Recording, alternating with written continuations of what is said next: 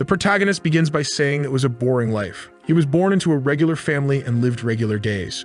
Most days were dull, and he believed he would die without anything special ever happening. However, that wasn't the case. One of the protagonist's eyes glows as he says everything changed. On the screen there's a blonde character and he says he found a game called Heroes of Destiny, and that's how he became the owner of the world. However, now back in his apartment he's really happy because he's finally alone. It's not that he likes or dislikes school. He turns on his PC and says it's just that when he's playing that alone is enough to make him happy. In this place, he's the protagonist. He always preferred single-player games because you can play countless routes countless times. You can even use some hacks and surpass all the system's limits. It was like the entire world there existed solely for one player. However, with a sheepish expression, he says that's what he thought, but now it's time to start over. He turns on the live stream and someone asks if he's really streaming in the middle of the week. The whole chat starts mocking the guy, asking if he's some kind of bum who doesn't go to school and just stays on the PC, until someone named AGJ sends a donation of 10. Even though it wasn't much, he was happy since something is better than nothing. Then someone named DEA sends 1,000. Now he's confused. He grabs the monitor and everyone in the chat wants to know who this crazy person is.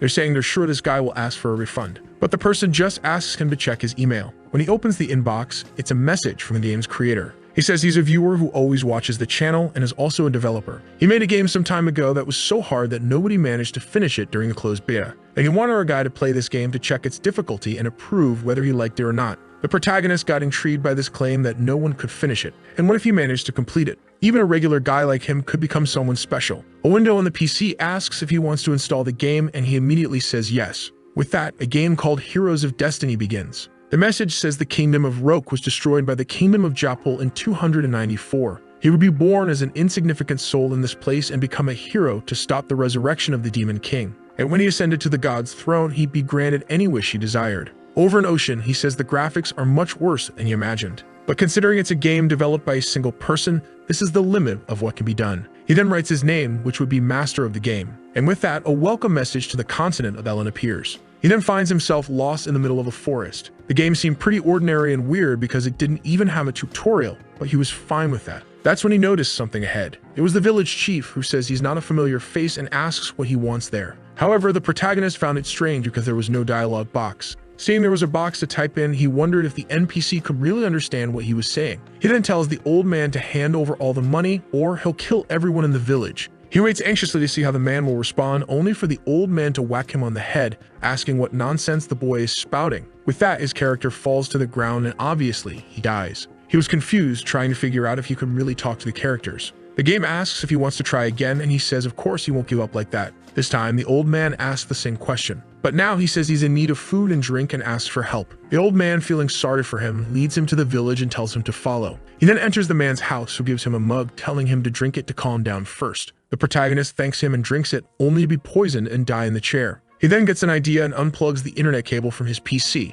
Without the internet, there'd be no way for the game's creator to control these NPCs. However, when he goes to talk to the old man, everything is bugged and strange. And in the next second, a message appears saying he was killed for speaking nonsense. At that moment, he realizes that disconnecting the internet isn't the secret to winning this. He then remembers that the name of the person who developed this game was DEA, but he has no idea if this is really a person or the name of the team behind it. It was already 1:30 a.m. and he decided to save since that was enough for one day. However, he was impressed that there was a game where you could talk to NPCs. It was almost like this world of heroes really existed. Now it made sense why no one managed to beat it during the beta test. He opens his eyes before going to sleep, thinking that he was really getting excited. From that day on, driven by the desire to be special, he was absorbed into that game. As he progressed, he lost track of time. He was completely immersed, and this continued for 10 years. Wow, the guy is motivated, huh? 10 years playing the same thing. In an office, someone calls for Oshiro-san. Turns out it's his coworker. She says she's already sent the files he asked for, and the guy thanks her. Some time passes, and she congratulates him for finishing everything. Our boy thanks her as well and helps while she stands there, a bit embarrassed, not knowing what to say. She then asks him why they don't go out for a little dinner, just the two of them, before heading home, and maybe have a second dinner after they get home. Her face clearly shows what she's hoping for. However, our Oshiro-san apologizes, saying he has to go home. The poor girl is left stunned. He says there's something much more important he has to do and waves goodbye. It seems she's disappointed again, having been rejected once more. She's been getting turned down for quite some time. I'll let it slide this time because today is the day he's finally finishing the game after 10 years, right?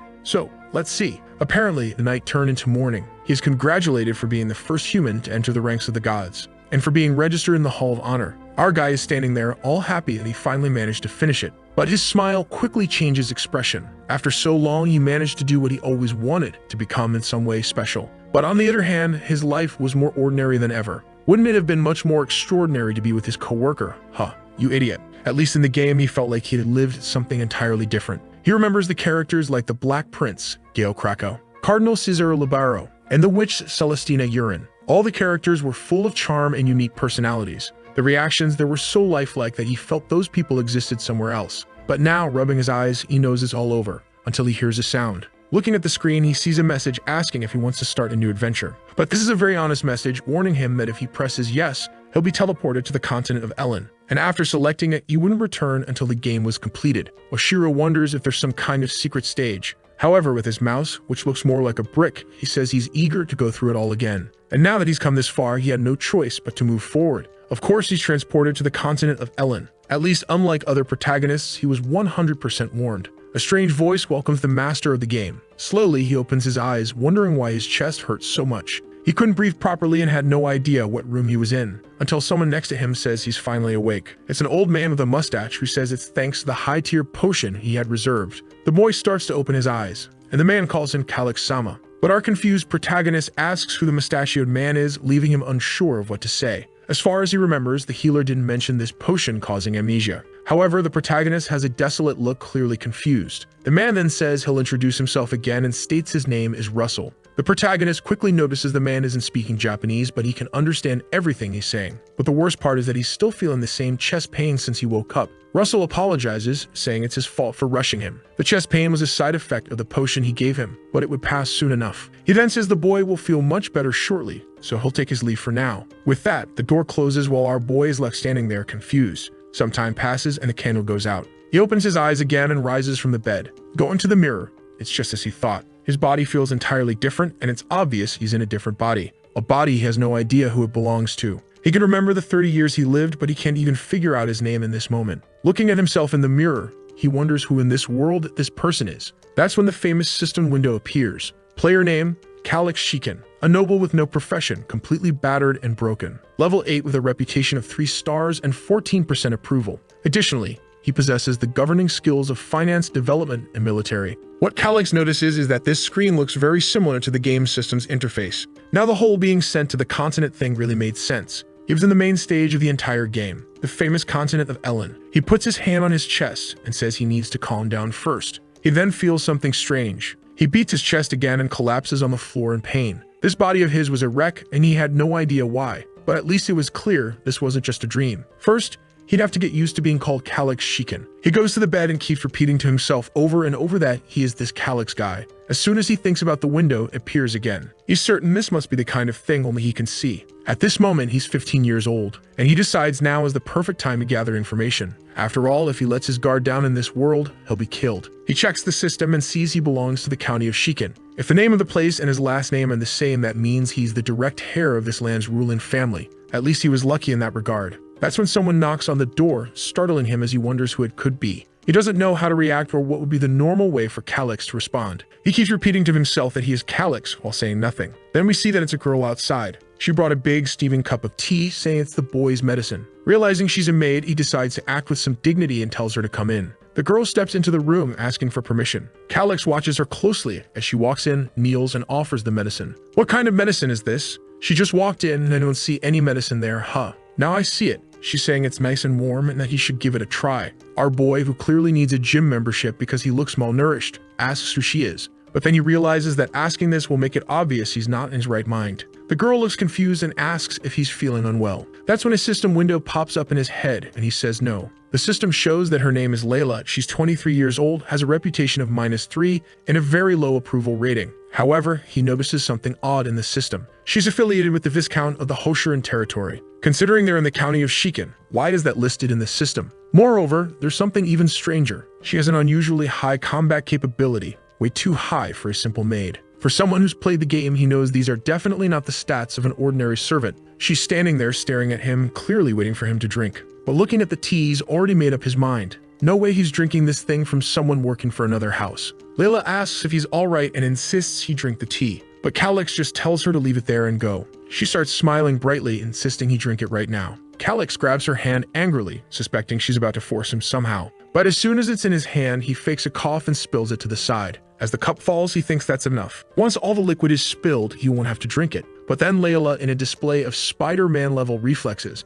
catches the cup mid-air, ensuring not a drop is wasted. Seeing her pull off the classic Peter Parker move, he has no idea what to do. He takes the cup back slowly while wondering what kind of reflexes she has. It would be bad if their eyes met, as she might realize he did it on purpose. As she stands up, he lowers his head and looks away. She places the tea on the desk, saying his medicine is safe. Meanwhile, he's lying in bed, avoiding eye contact with her. He knows there's poison in there, and no way is he drinking it. He closes his eyes, thinking he has to do something about this situation. Just as he's about to pass out, she hugs him. She asks if he's okay, and Calix wonders that he managed to dodge the situation for now. Looking at the system, he wants to know more about the house Layla belongs to. First, he sees in his status that he's the son of the Count's first wife, who's already passed away. He wonders if there might be some half-siblings from the second wife. He discovers there's one older than him at 16 years old. That's when he sees in the system that the new wife's name also ends with Hoshirin. He immediately connects the dots and realizes this woman must have sent Layla. If Calix, the son of the first wife, dies, the woman's son will inherit the title of Count. Strangely, the lunatic is breaking out in a cold sweat while feeling excited. As always, the game Heroes of Destiny starts off hard. He then tells Layla he's feeling much better now and thanks her. But he asks how the stepmother is doing. Layla looks surprised and says the Countess is very upset about the boy trying to take his own life. She pleads with him never to do something like that again. That's when Calix understands why this boy was bedridden and in such bad shape. Judging by the pain in his chest, this guy must have tried to end his own life. He says he won't do such things anymore, and Layla replies that the Countess will surely be happy to hear that. He thanks her again and asks her to leave. But her expression changes and she says he still hasn't taken his medicine. Now he's scared. It seems the damn girl won't leave until he drinks it. The problem is, she's there to kill him, and if he refuses, she might simply assassinate him outright. Even though he knows the game, at this moment he's just a fragile teenager. He could try yelling for help, but what if she cuts him down before anyone arrives? He would definitely die before that happens. She's already turning back to him, and he realizes he might not have a choice but to drink it. But then he asks himself the obvious question. Why is she poisoning him instead of just stabbing him and running away? If that's her plan, clearly she can't draw attention to herself. That poison is a way to make it look like he took his own life. It's the same poison that Farmer gave him 10 years ago. And Layla says that if he's having trouble drinking it, she can help. But there's something Calix learned while playing this game. The worst will always happen, so it's best to be prepared. He's certain that even if he refuses, she'll force his mouth open and pour it in. The madman is blushing, saying this makes him really excited. Indeed, the game Heroes of Destiny never disappoints. Layla sits down and offers the tea once more. Suddenly, he grabs the poisoned tea and drinks it all. Layla simply watches as the effects of the poison finally kick in. As he expected, this was bound to happen. Now the question is, how will he get out of this crisis? There must be a person or an object to resolve this situation. That's when he remembers Russell mentioning having some high-tier potions in stock. He comes up with an idea and tells Layla to step outside and call for Russell. She asks why, and he humiliates her, asking if he really has to explain himself to a mere servant. The girl is shocked and quickly apologizes. When he shouts and orders her to leave and fetch Russell, she rushes out. Calix knows that the potion Russell used earlier could be traded for a castle, yet the man didn't hesitate to use it on him. At the very least, he seems like someone who isn't trying to kill him. As soon as Layla leaves the room, he gets up and tries to vomit, but no matter how hard he tries, nothing happens. The game wasn't going to make things that easy. One thing was clear. There was always a solution to every problem. He begins searching through all the drawers, desperately looking for an answer. But the system warns that his eyelids are growing heavy. As his consciousness fades, he continues searching, tossing books and rummaging for a solution, until his eyes grow heavier and he collapses to the floor. He wonders if he'll restart the game from the beginning or truly die for real. That's when he sees something. Right in the middle of the shelves, there's a potion. His expression changes upon spotting it. He starts crawling, finally grabbing the bottle. But upon opening it and taking a sniff, it's not what he expected. It reeks terribly like rotten milk. And that's exactly what it is: spoiled goat milk. He remembers that in the game, yogurt was the antidote for this poison. But can spoiled milk really be considered yogurt? The system once again warns him that his vision is fading. He knows that after the third alert, he'll have only 1 minute left. He brings the drink to his mouth, vowing to get even with Layla. And then he drinks it before losing consciousness again. Sometime later, he wakes up with Russell asking if he's alright. As Calix opens his eyes, he has no idea if it's deja vu or if the game reset. But Russell doesn't understand what he's talking about and points out something more pressing. He wants to know why the room is such a mess and why the boy was sleeping on the floor when he came in. Calix realizes the game didn't reset, he managed to survive. But that near-death experience is something he never wants to go through again. No matter what happens, he is determined to live. Now that this is settled, he needs to check the status of this man. He observes Russell and the system window appears. At the moment, Russell is the acting count of this land because the previous count died and hadn't chosen an heir yet. Even though it's a temporary position, it's something that could help him. The man seems like a strict military type, so Calix believes he can be trusted. At least he was the one who saved him with that potion. Calix calls out to Russell, saying he has something to share. They talk for a while, and it seems Calix tells him everything about what's happening. But Russell says there's no evidence. Calix learns that the potion Russell used was standard protocol in this family. It was just following normal orders. Russell explains that to him, all heirs of the Shikin family are equal, and he is obliged to serve both sides. Calix then asks if Russell wants him to keep taking that medicine until he dies so everyone can claim the inheritance. But Russell questions if Calix really lost his memory. He should know that the Shikin family is in serious financial trouble. In fact, it's a blessing that the Dalila family is helping them. He asks if the boy truly doesn't remember this or is just pretending. Calix realizes Russell won't act without concrete proof. At least he figures the woman who poisoned him must believe he's dead. He tells Russell to let it go, saying it's fine. However, he has a simple request. Russell notices something different in the boy's demeanor. 4 hours later at Shikin Castle, someone moves across the rooftops. The figure stops atop one of the buildings, adjusting their face covering. The person observes the knights below. It appears to be Layla, who notices that security has been significantly increased. She glances at the wall, spots a tunnel, and in the next scene, she's inside the castle. Approaching a door, she sees there are no guards outside the room. She opens it, and inside, she sees a body covered with a sheet. Still, she's not entirely sure if Calix is dead. At least she used a special poison, so he must have died painlessly. She takes a letter from her pocket and places it on the desk. She retrieves a seal from a drawer and stamps the letter. With everything in place, she only needs to leave safely. But suddenly, someone comes up behind her and places a sword to her neck. She instantly recognizes the voice, but the person says nothing, and she can only fear the blade slitting her throat. She pleads with him to wait and screams, claiming it's too late. Lord Calix is already dead, and now the Shikin family can only belong to the Grumbine family. Of course, it's Russell standing behind her, observing everything. She falls silent for a moment. Then she asks if he shouldn't just be a simple noble serving the Shikin family. But that's when the boy stands up and says it all went exactly as he expected. The foolish girl is startled, isn't she? Our guy says that the slow death poison is quite stimulating, but he finds it interesting how one noble family is trying to poison another. He's certain that if this came to light, it would turn into a complete mess. Suddenly, Layla crouches and pulls her arm out of Russell's grip. But as soon as she tries to turn away, he grabs her arm again. With a swift turn and a strike to the ribs, she stumbles, revealing her thighs. Calix knows that the difference between their skill levels is 3 stages. Clearly, she stands no chance. But Layla insists, saying he has no physical evidence, so no one will believe him. However, Calix calmly replies that attempting to assassinate a noble is punishable by death, even if the assailant is a noble themselves. And his evidence is clearly right there on the desk. When it comes to witnesses, he points at her, saying there's one standing right in front of him. Suddenly, her expression changes and the poor girl begins to faint. She collapses to the floor, leaving him unsure of what just happened. Russell explains that she fainted. He places his hand over her body and observes a strange orb of mana. Our boy recognizes it as what's known as a mana hole. Russell explains that she likely doesn't know how to use any mana-breathing techniques. She's probably at the level of an elite soldier with good training. Russell, however, notices something odd. Calix doesn't seem impressed by this information, suggesting he already knew about it. He recalls the boy mentioning he had a simple request. Now Russell wants to know how much this kid already knows. Calix says that for now they need to imprison her because they have many favors to ask.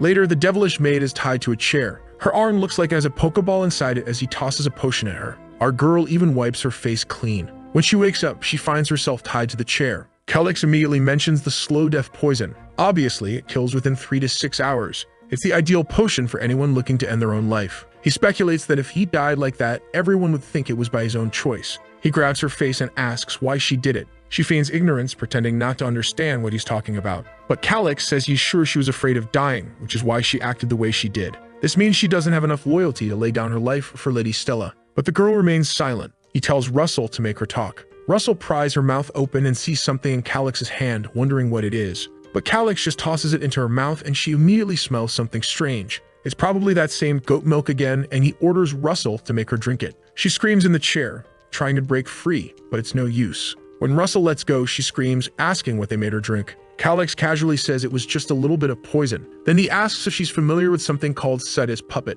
Terrified, she claims it's impossible, saying there's no way a noble from a family like his could get such a thing. But Calix says that with enough money, you can do whatever you want. To prove it, he mentions that the primary ingredient for the recipe is white radish. Russell seems impressed while Calix just waits for her reaction. Layla insists she doesn't believe him, but the protagonist is certain she's scared out of her mind. She then says she'll leave for now, report to her master, and say the assassination was a success. She questions whether he really thinks she'll follow his orders, but Calix simply asks if she's ready to die. Acid's puppet poison has over 3,000 different antidotes depending on the formula, and the correct one for what she drank is stored in his mind. So if she doesn't want to die a stupid death, she better listen to him. The girl is breathing heavily, clearly shaken, but he demands her answer. After hesitating for a moment, she shouts that it's fine and asks to be untied. But Calix remarks that she seems awfully angry at the person who's saving her life. She's trembling, almost crying in the chair, begging to be released. Russell finds it strange that she suddenly decided to comply, and there she is, pleading for mercy. Calix knows it's just the spoiled goat milk wreaking havoc in her stomach. She pleads with Russell to untie her, but Russell hesitates, questioning whether Calix has forgotten that she tried to kill him. The boy responds that she's a very valuable witness and they'll need to treat her with a bit of dignity. Russell has no idea what he's talking about. Meanwhile, she keeps begging to be released. She's on the verge of tears, seemingly about to explode, pleading for freedom. Time passes. She eventually announces that she's leaving to report that the assassination was successful. She leaves the room. Now Calix knows he'll have to deal with someone else who can control all the knights. That person is standing right beside him. Russell then demands to know how Calix obtained all this knowledge. The fool is about to say he learned everything from books but realizes Russell wouldn't believe that. Russell warns him that explaining such things through a book would be akin to signing a death sentence. Now Calix is unsure what to say. No one will believe him if he claims he's from another world. He then asks Russell if he remembers the dagger he plunged into his own chest. Russell says he does but wants to know why he's bringing it up. Our boy explains that the dagger is actually an heirloom passed down from his mother. She claimed it possessed mysterious powers, and it seems those powers have now awakened within him. Russell doesn't look convinced, but Calix says he never imagined the secret to gaining such knowledge was to strike his own heart. The butler insists that if it were such a rare item, everyone would know about it. Calix thinks for a moment and asks if he's heard of the dagger of Claire. Apparently Russell has, as he asks if the previous lady's dagger really was that artifact. If it was indeed that treasure, it could explain Calix's vast knowledge. However, Russell says there's one issue. He wants to know if anyone else knows about this. Calix assures him that no one does. He's the first. He then asks Russell what he thought about Layla's story, specifically the idea that all of Count Claire's movements, his father's movements, had been leaked. A knight like his father, who was on the verge of advancing in rank, shouldn't have died to a mere monster attack. It's ridiculous to believe such a story. Russell immediately realizes Calix is seeking his help. But in the political games of succession, Russell has no intention of getting involved. However, if the Count's death truly was premeditated, that changes everything. Yet gripping his sword, Russell debates internally. As a soldier, he doesn't want to get entangled in politics. This principle has guided him for 50 years. Just as he's about to express this to Calix, the boy suddenly shouts, demanding to know why his father had to die. All he wants is to understand why his father was murdered and who was behind it. Obviously, so he can start planning his revenge. He asked Russell if he isn't curious too. Whoever it was, they already know it was someone who stood to benefit from his death. But they can't give up just because the situation seems difficult. He pauses for a moment and asks if it's truly right for a knight to serve a family that orchestrated an assassination. Russell freezes for a moment. Then he kneels and swears loyalty to Calix. Our boy is thrilled but hears Russell add one caveat. By doing this, he is abandoning the beliefs he held for 50 years, never to involve himself in politics. But Calix is just happy to gain someone so powerful as an ally, especially one invested in the vengeance he seeks. He tells Russell to rise, saying he doesn't need to swear loyalty to someone who doesn't even hold a title. But Russell reassures him, saying he'll ensure the boy grows strong. Our guy quickly changes the subject, not wanting this conversation to lead to Russell suggesting training him. He then says that now that they know about the Countess poisoning attempt, everything is falling into place. They're only at the beginning of their revenge. Russell asks how he can assist. Calix is about to reply when the scene changes. A group of people is gathered around an enormous table. A blonde woman with a fan comments that everyone is finally present. Some people whisper, questioning why the Countess is sitting on the throne. The Countess speaks up, saying that some of them must already know what happened yesterday with Prince Calix. He attempted to end his life using a poison known as slow death. One of the older men says it's the typical choice for those looking to take their own life, and if he consumed it, death was inevitable. Everyone is aware that with Calix's death, the faction he represented has become irrelevant. The Countess is overjoyed by Calix's apparent demise. Now it's certain that Grumbine will assume the Count's seat. This is exactly the question everyone in the room is asking. Some suggest that the Countess take charge temporarily. Meanwhile, in the next room, a boy is getting ready, remarking how things are becoming quite interesting. He calls out to Russell, who declares he'll follow him to the end. Our boy is fully armored, ready for battle. It seems Grumbine is just some chubby kid, likely the son of that scheming woman. Everyone is smiling until someone kicks the door open. Who steps in? Everyone? By their shocked faces, you already know. It's Calix, with Russell right behind him. The Countess is utterly confused, unable to comprehend why he's alive. Everyone in the room starts whispering the same question. Calix marches up to the Countess and calls her by name. He informs her that the throne she's sitting on does not belong to her. She tries to play it cool, commenting on how energetic he looks and asking how he's feeling. He smiles, saying he drank the poison but luckily survived. Then he warns her that she was far too hasty in her plans. She tells him to calm down and not make baseless accusations. Even though he never acknowledged her as his mother, calling her an assassin is unforgivable. She screams, declaring that in the Grand Hall, one must take responsibility for their words. But Calix responds, saying it's impressive how she remains so dishonest even after being exposed. The Duchess, clueless about what he's planning, asks what he's talking about. Calix simply says that for now, this is the next step. Suddenly, he claps his hands and someone enters the room. Layla walks in and he announces that the witness has something to say. The others in the room have no idea who this woman is, while the Duchess immediately realizes that if it's who she thinks it is, she's in deep trouble. Layla kneels and Calix asks her to state her name. The girl slowly opens her eyes, glances at Grumbine, and introduces herself as Layla. Now the Duchess is panicking, unsure why this girl is here. Layla introduces herself as a shadow operative from the Hoshiran family's Special Operations Unit.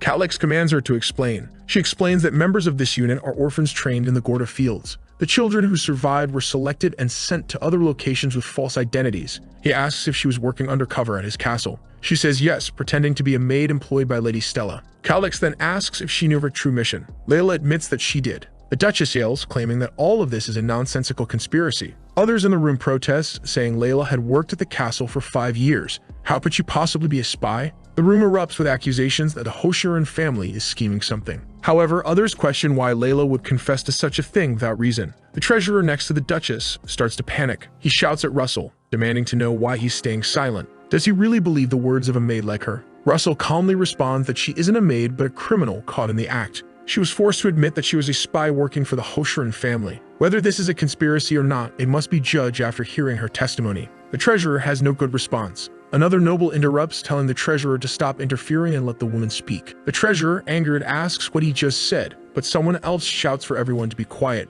The room falls silent, and the Duchess's anger is palpable. Someone asks Layla what her mission was while working for the Hoshiran family. She states it was to gather information. Calix asks what kind of information. She explains that she was tasked with tracking all income and expenses of the territory, noting all travel dates and destinations of the former count, and monitoring the movements of political allies and vassals. Calix then steps forward and asks her what her most recent mission was. She reveals that her orders were to poison Prince Calix with the slow death venom. After his death, she was to place a forged suicide note in his room to make it appear he had taken his own life. Calix, cold and calculated, asks her what the outcome of her mission was. She admits that she successfully poisoned him but was caught by Count Russell when she entered to plant the note. The Duchess screams, demanding that the woman be arrested. Guards rush to seize Layla, who tries to resist, shouting that there's no evidence to back these claims. Calix, looking as composed as ever, calls out to Russell. Russell nods and presents the forged suicide note. He explains that he was in Calix's room when Layla entered to plant the letter. Then he reveals a memory of the Earth Scroll.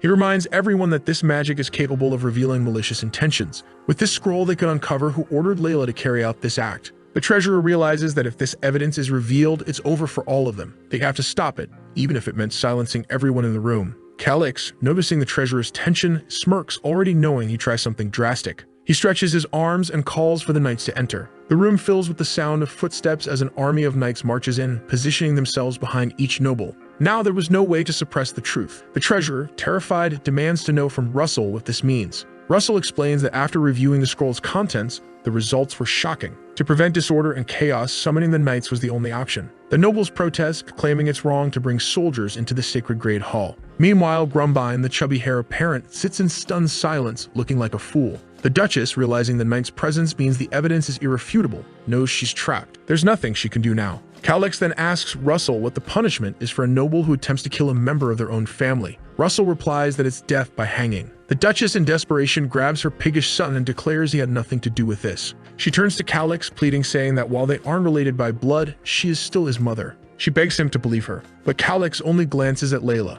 With a sly smile, he asks her if this is true. Layla, trembling, reveals that when she received her orders from the Countess, Prince Grumbine was present. Calix smiles and the Duchess falls into despair, screaming and crying, claiming it's all a lie. But it's a lie. Our boy, unfazed, announces that he doesn't care if it's a lie. He's determined to take them both down. After all, she's the one who tried to assassinate him in the first place, making them the true cowards. Looking at her sobbing on the floor, he declares that the fox hunt has now reached its climax. As the Duchess sits there, her jaw practically glued to the table in shock, someone suddenly slams their hand on the table and calls for Calix. Calix looks over. It's the king of McDonald's himself, Rumbine. The Duchess screams for her son, and Calix turns just in time to see the boy beside him. But instead of defending himself, Rumbine kneels, bowing deeply at Calix. The entire room is stunned as Grumbine stares at the floor like he's searching for ants. The other nobles urge him to stand, demanding to know what's going on. But Grumbine calls out to Calix, saying he'll accept any punishment as long as his mother is spared. The Duchess, confused and panicking, begins screaming at Grumbine to return to his seat. The nobles murmur that things have gone too far, but it's clear Grumbine has crossed the line to save his mother. Calix immediately realizes that if he orders both of them killed now, he'll be seen as the villain. He wonders if this has been Grumbine's plan all along. Despite his anger, he places a hand on Grumbine's shoulder and says it's fine. If he truly cares so much for his mother, Calix has no choice. Grumbine looks up, surprised and hopeful, asking what he means. Calix states that if Grumbine confesses his involvement, he'll request a reduced punishment for his mother, but he warns him to think carefully about what that means. Grumbine hesitates, unsure of what to say, while the Duchess screams at him not to do anything unnecessary. She orders Calix to stop threatening her eldest son, but other nobles interject, blaming her for plotting to kill Calix in the first place. Meanwhile, Grumbine appears lost, unable to understand how everything spiraled so terribly out of control. Calix, growing tired of the chaos, calls for Russell and instructs him to arrest them both. The knights in the corner step forward, surrounding the Duchess. She orders them to stop, questioning if they know who she is. But from the side, Grumbine can only watch as his mother is gagged. He clenches his fists. Calix turns to him and asks if he'll take responsibility for the crime of attempting to poison him. Despite his fear, Grumbine, showing unexpected courage, admits to it. Calix had anticipated this. After all, it was the only move Grumbine had left. Impressed by the boy's calculations, Calix declares that since he confessed before the evidence was fully revealed, the family's name will remain untarnished. However, as part of his sentence, Grumbine must seal his mana permanently to prove he won't cause further harm. Grumbine hadn't expected this. In this kingdom, society is divided into classes: nobles, knights, commoners, and slaves. The only way to become a knight is by using mana to strengthen the body. Sealing one's mana is akin to a social death sentence for a noble. Grumbine turns desperately toward his mother, who lies on the floor, confused about what he'll do. If he refuses to seal his mana, his mother will be exposed and hanged, a fate he cannot accept. The Duchess, unable to speak through her gag, shakes her head violently, knowing this punishment is worse than death for a noble. Taking a deep breath, Grumbine stands and agrees to the terms. Russell assures him it will be done. He hands Grumbine a scroll. Grumbine bites into it, pressing his hand against his chest. A golden circle forms over his stomach as mana begins to accumulate and slowly fades. The Duchess writhes on the floor, desperate for him to stop, knowing not even a Grandmaster could undo this. Grumbine tears the scroll away from his chest as Calix watches in silence. The mana continues to dwindle until it vanishes completely. Everyone in the room realizes his mana has been sealed. The Duchess, sobbing uncontrollably, looks defeated, while Grumbine appears content. At least he managed to save his mother. But she lies on the floor, lamenting that it's all over, disappointed in her son's naivety and innocence despite being her biological child. Grumbine turns to his mother, trying to comfort her, saying he's always dreamed of becoming an artist. But the Duchess, biting down on her gag, screams Calix's name in fury. Breaking free of her restraints, she curses Calix and vows to bring ruin to his family for generations. Calix, calm and composed, knows she's powerless now. Her strength will likely amount to no more than Layla's. Grumbine kneels by his mother, gently asking if she's okay. Calix, however, feels a pang of guilt for ruining the future of someone so young. But he reminds himself that it's just a game. There's no room for sympathy. Russell, observing him, seems confused as Calix steels himself for the next step. Now that they've come this far, there's no turning back. Calix orders Russell to proceed with the remaining matters. It's announced that Lady Stella and Prince Grumbine will be confined to an annex forbidden from any outside contact. The mother and son are escorted out through the door, leaving Calix watching intently. He then approaches the treasurer, accusing him of leaking vital documents. As a result, the treasurer is stripped of his position, imprisoned, and placed under investigation. The old treasurer tries to make excuses, claiming his situation is different. He curses at one of the soldiers, who doesn't appreciate it and lands a solid punch to his gut. With that, the bald man is dragged away. Calix feels a bit awkward about causing all this chaos, but at least things seem to be working in his favor. The remaining people in the room tremble with fear, terrified they might be punished next. Observing Calix, they begin to realize something. Russell's support means that all the knights are aligned with this prince. In a way, the succession dispute has already ended. Russell's loyalty to Calix is a direct warning to everyone in the room. Calix calls for the head of security, who nervously approaches. Russell steps in, declaring that the man is suspended from all his duties. The security chief has no choice but to accept, while the others in the room grow even more anxious, fearing they might be next. Suddenly, a man seated in the corner apologizes. He admits to failing his duties and asks to be dismissed. Calix, however, knows that this man, Garrett, is one of Russell's trusted allies. Russell immediately denies the resignation, stating firmly that it won't be accepted. Those who want to work don't get to, and those who don't want to will have to, Russell remarks sarcastically. The room prepares a list of all the officials involved in the incident. Garrett is tasked with overseeing their removal. As this unfolds, Calix walks over to Garrett. He informs him that only 4 individuals from the finance department will be exempt from investigation. Clearly, they'll need a lot of new personnel. Garrett advises leniency toward those with minor infractions, warning that removing too many officials at once could disrupt operations. Calix counters, questioning if avoiding investigations for the sake of operations is really a good idea. He argues that granting forgiveness won't be seen as leniency. It will be perceived as weakness. Garrett insists that many of the officials were merely aligned with the wrong side, but Calix interrupts, stating that his decision has already been made. Seeing that the prince won't budge, Garrett concedes, and he can't help but wonder how this once weak boy has become so resolute. The room is aware of Russell's strength and Garrett's intellect. Now both stand by Calix's side, solidifying his position. Our boy smiles, knowing the county is nearly within his grasp. Suddenly, a blue light flashes. He opens the system and declares it's time to use more of his talents. As the system interface appears, he begins analyzing everyone in the room. The glint in his eyes and his crooked smile give him the look of a madman. Calix identifies everyone with ties to opposing factions or ambiguous loyalties. Those individuals are marked for removal. Even the useless ones won't escape his scrutiny. Only those who survive his loyalty test will remain in his future plans. Like the rest of the nobles, I'm sitting here wondering why this kid has such a creepy grin. Some of the others are trembling, knowing that if Calix takes a dislike to them, they're doomed.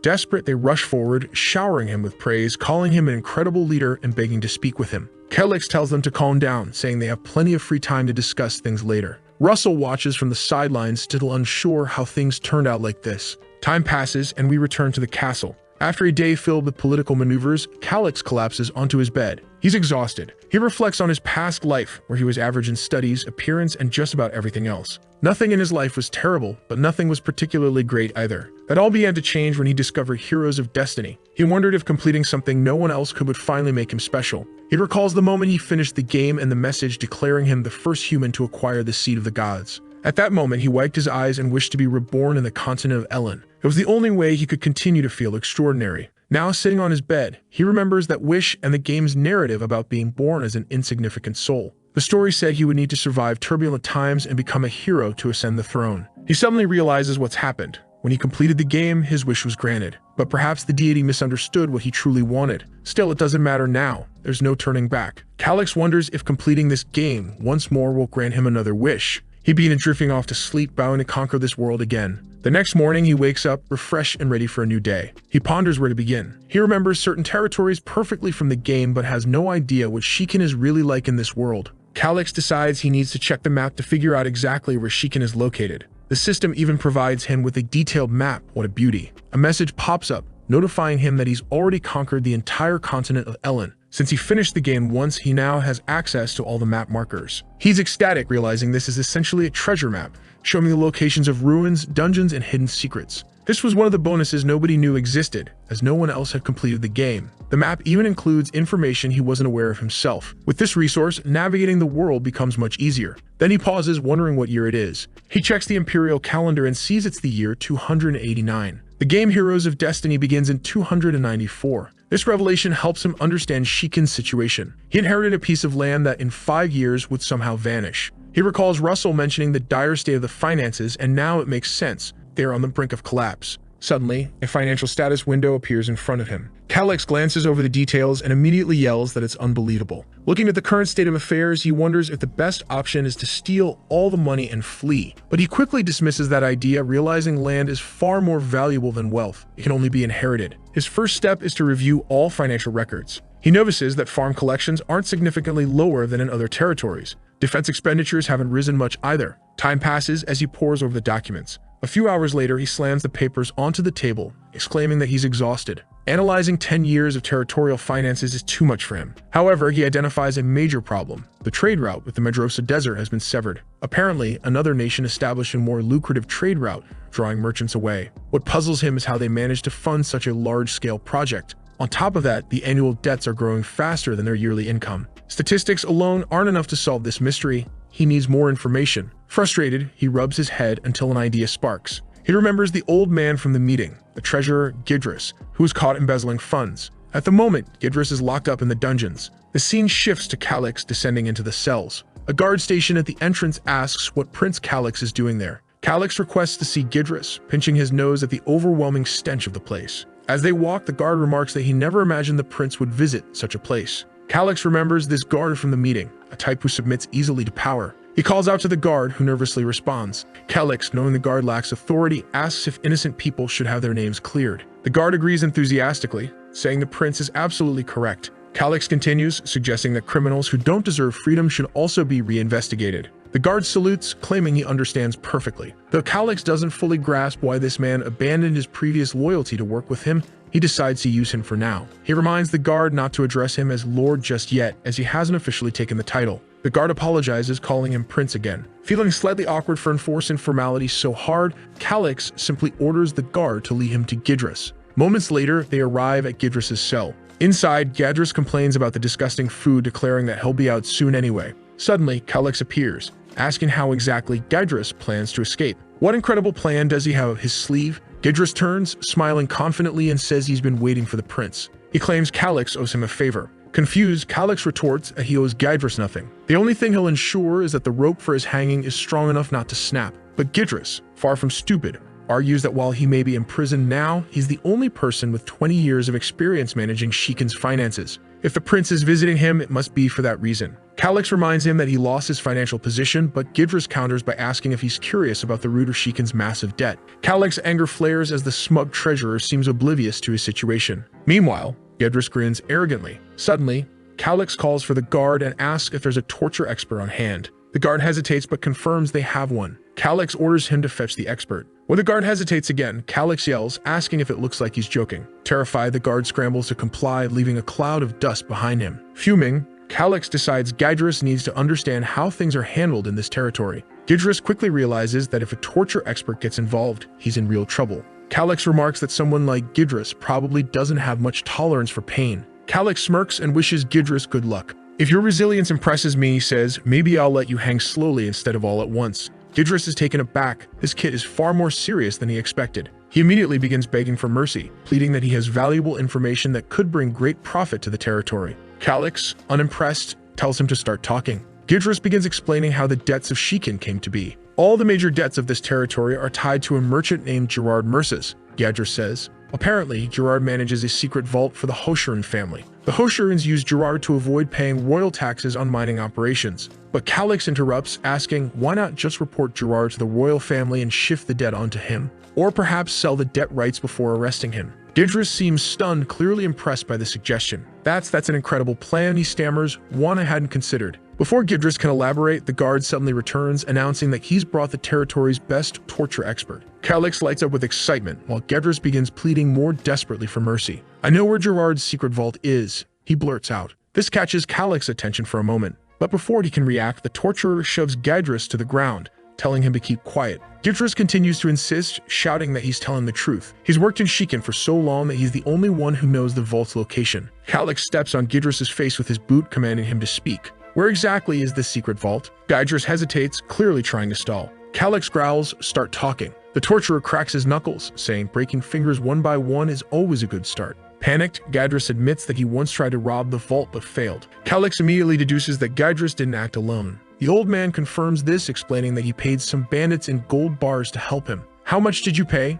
Calix demands. 300. Calix interrupts, incredulous. No, 3,000, Gidris finishes weakly. Hearing this, Calix bursts into laughter, the sound echoing ominously through the dungeon. The guard outside the cell gulps nervously. He knows that when the prince reacts this way, it's never good. Calix composes himself, his voice icy. 3,000 gold? That's the annual revenue of this territory. Where did you get that kind of money? He accuses Gidris of embezzling funds from Shikin's treasury. Gidris bows his head to the ground, confessing that he had no choice. The opportunity was too tempting, he says. If it weren't for that cursed magic crystal orb, I would have succeeded. Calix narrows his eyes. What's this about a magic crystal orb? Gidris explains that the orb was used to access the vault. He adds that duplicating the orb cost him 2,500 gold. Calix begins piecing things together. You were scammed, he says flatly. The bandits and Gerard Merces were likely working together. Gidris shakes his head, insisting it's impossible. I saw it with my own eyes. Gerard used the orb to open the vault door. Calix orders Gidris to reveal the vault's location. It's in the highlands of Gorda, Gidris says.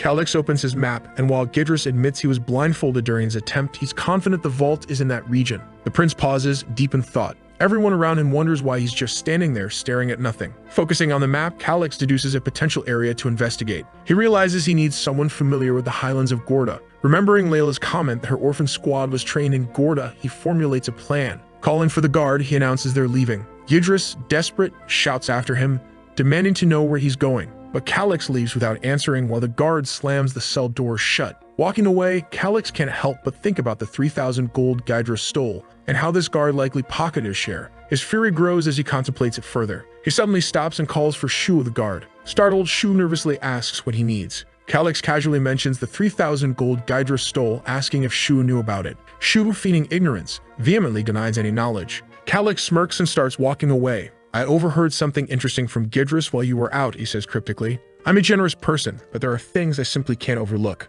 He leaves Shu sweating, unsure if the prince knows more than he's letting on. Calix's mind races with possibilities, yet he remains outwardly composed. For now, he's in a dilemma, but he knows this is just the beginning. The guard collapses to the ground, wailing that the damned pig Gidris must have revealed everything while he was away. Desperate, he begs for forgiveness, promising never to betray anyone again. But Calix doesn't respond. It's only when the guard looks up that he realizes the prince has already left. However, the guard shrugs it off, shifting his anger toward Gidris. Determined to take revenge, he bolts toward the dungeon. Meanwhile, Calix is leaning casually behind a well, smirking to himself. Suddenly, someone approaches from behind, catching his attention. He turns, raising an eyebrow, and asks who the person is. By their attire, he identifies them as a knight from the Order of the Blue Lion. He asks what the knight is doing here. The knight introduces himself as Krot Solemn, explaining that Lord Russell assigned him to accompany the prince. Calix acknowledges this, immediately activating his system to analyze Krot's stats. To his surprise, Krot is 26 years old, a senior knight level 52, and classified as S rank, a remarkable warrior. Calix is impressed, wondering why someone of this caliber wasn't part of Heroes of Destiny. The name Krot Solemn doesn't ring any bells, leading Calix to suspect he must have died early in the game's timeline.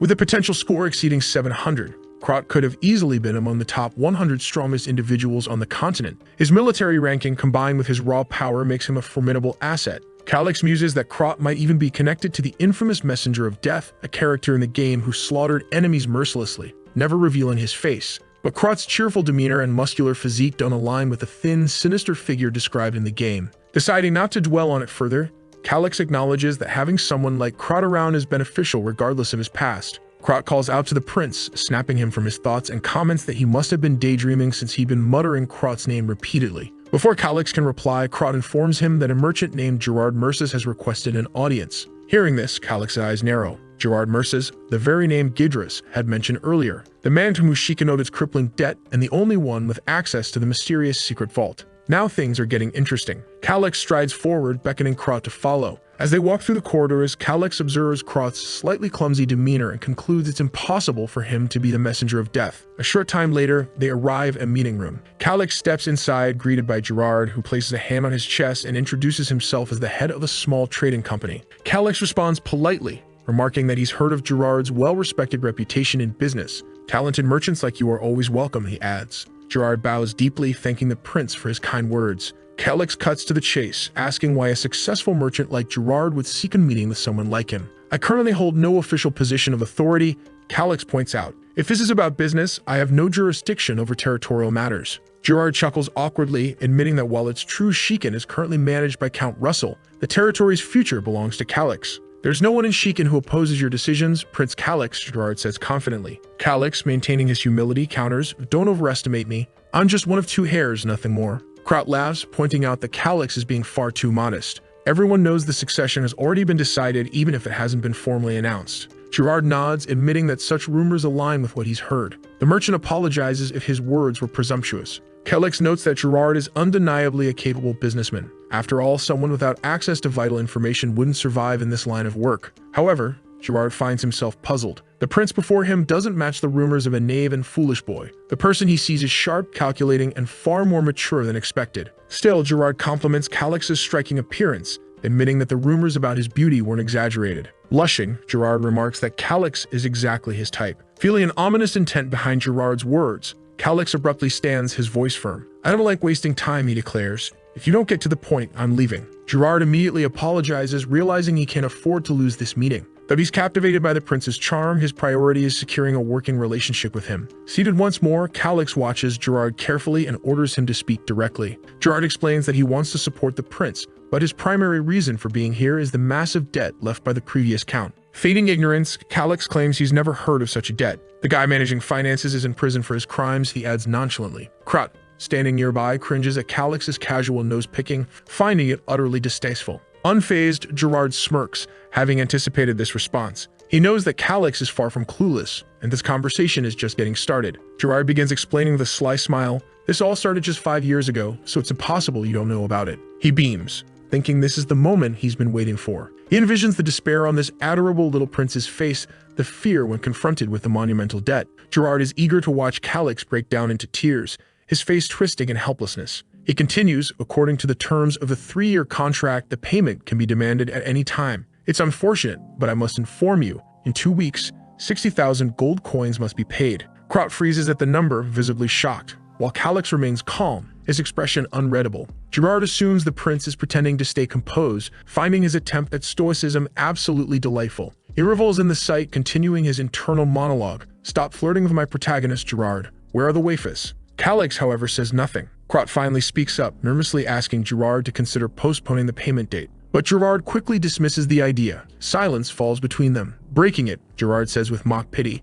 it's truly unfortunate, but Shikin's territory has been declining rapidly. We've shown goodwill by waiting over a year for recovery, but nothing changed. Now that Prince Calix is taking charge, he'll need to repay this courtesy. Calix recognizes Gerard's facade of generosity, noting how cleverly he masks his extortion behind politeness. The prince rises, nonchalantly remarking, perhaps you're unaware, but Shikin's annual revenue exceeds 6,000 gold coins. Finding someone willing to lend 60,000 gold won't be an issue. Krot's confusion deepens, unable to believe such a claim. Gerard stands, feigning delight. That's excellent news. It seems there's nothing to worry about then. But inside, Gerard knows how difficult it is to secure connections for such an amount. He announces he'll return soon to collect the payment and leaves, confident this territory will soon fall into his grasp. As he leans in to bow, Gerard's thoughts turn sinister. Soon enough, this pampered noble brat will be groveling at my feet. Maybe I'll sell him at the slave market, but not before enjoying my prize. He departs, thanking Calix and wishing him good fortune. Calix watches him leave, unfazed, while Krot stands there trying to process what just happened.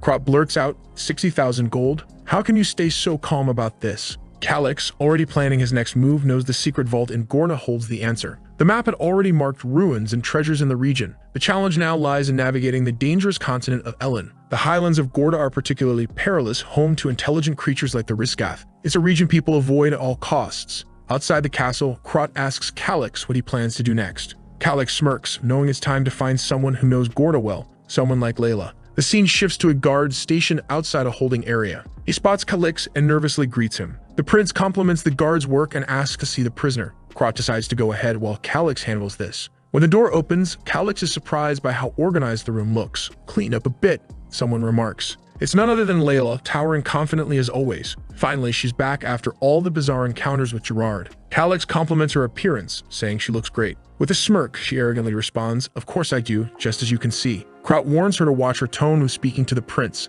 but Layla and Calix merely exchange knowing looks. She brings up the poison he gave her, saying it was from Cetus Marionette, wasn't it? You tricked me. Calix is impressed, admitting she figured it out faster than he expected. Sitting at the table, she asks why he's here. Do you mean me for something? I can already tell you do. She leans in seductively, saying, I don't follow your orders anymore. But if we share a very intimate moment together, I might consider it. Krot immediately tells her to hold her insolent tongue. Calix, unfazed, cuts to the chase. I'm here to give you a chance to survive. Intrigued, Layla asks for more details. Calix explains that the moment she's released, she'll be killed. Layla seems confused, prompting Calix to elaborate. She should already know the Shikin family is at odds with the Hoshirans. That's obvious, Layla replies. You forced the only heir of Hoshiran to seal his mana. Calix nods, stating she was instrumental in that success and should understand the danger she faces. Finally, it clicks for her. The Hoshirans will want me dead because of my testimony, won't they? Exactly. Calix confirms. Restoring Grumbine's mana is impossible, and without it, the Hoshirans have no chance of conquering Shikin.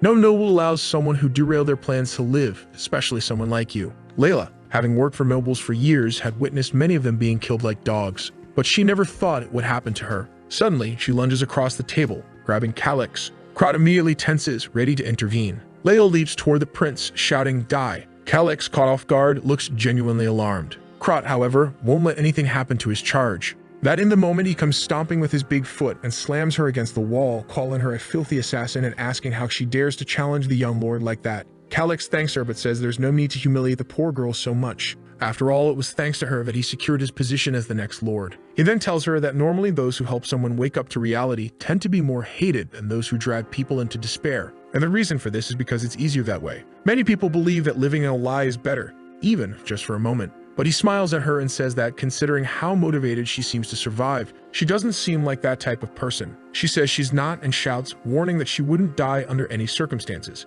He then smiles and says that if that's the case, he has a way to make her useful. If she helps him with the work he needs done, she will also receive protection in the meantime. And if she has a family, you would take care of them too. However, Layla misunderstands and asks if, by any chance, he's threatening her family. He stands up with that dumbfounded look on his face. He tells her not to misunderstand because if he wanted to, he would have killed her already. Assassins like her are everywhere. The girl knows that's true. To a noble like him, she is nothing more than a tool. He then asks why he wants her and not someone else. There must be some reason he's going through all this trouble to persuade her. Our guy says the first reason is because it would be too much work to find someone else, and the other is because of something she said to him earlier. He then leaves saying that before explaining why, he would give her a minute. If she didn't agree with him within that time, she'd be free to pursue the freedom she so craved. However, Layla knows the truth is that this freedom will cost her life. Here's her only option because leaving that place she'll be killed by the other family. She didn't want to agree with that cute little runt, but at this moment, she had no choice. And with great determination, she says she understands.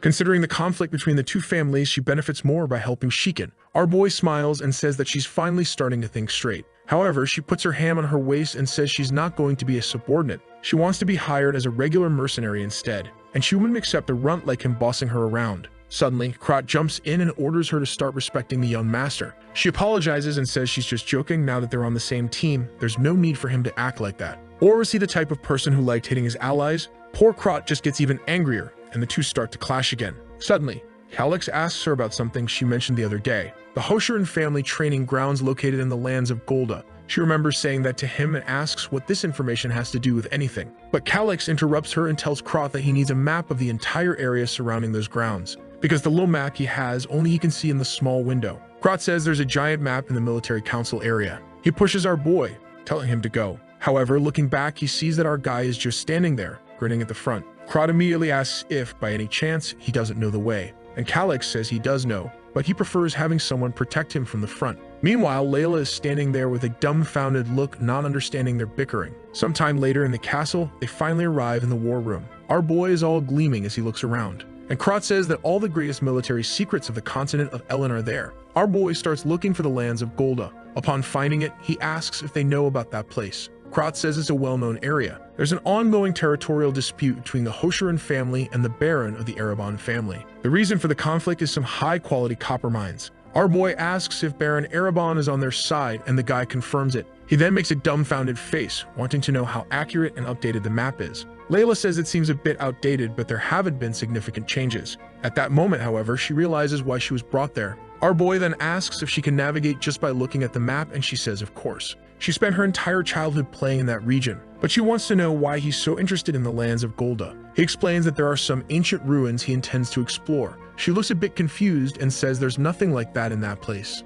Calix looks thoughtful and asks if, by chance, adults didn't talk about places where she shouldn't go. She pauses and then says she remembers something like that. At this, Calix asks when the Hoshiran family started training troops there. She says she doesn't understand why he's asking, but since she's of the 6th rank, at least 15 years have passed. He asks when the territorial dispute began, and Krot says that also started 15 years ago. At this, Layla suddenly nudges him, asking if he understands where the boy is going with this. He replies that he doesn't, and she feels devastated to have an idiot beside her. Once again, they start bickering, until Calix interrupts them and says that training an army costs a lot of money. They wouldn't have started creating those troops out of nowhere without an important reason. Once again, the dumb girl asks what the boy's point is, and Krot tells her to realize quickly that this means that somehow they managed to obtain a lot of money. Calix says that's exactly it. 15 years ago, the Hoshiran family found a new source of income, and they likely used that money to train their new armies. Once the troops were ready, they were dispatched to numerous territories, exactly as happened with Layla. She says she understands, but what would be the connection between that source of money and the ruins he's looking for? Calix says that silver mines are often found alongside copper mines.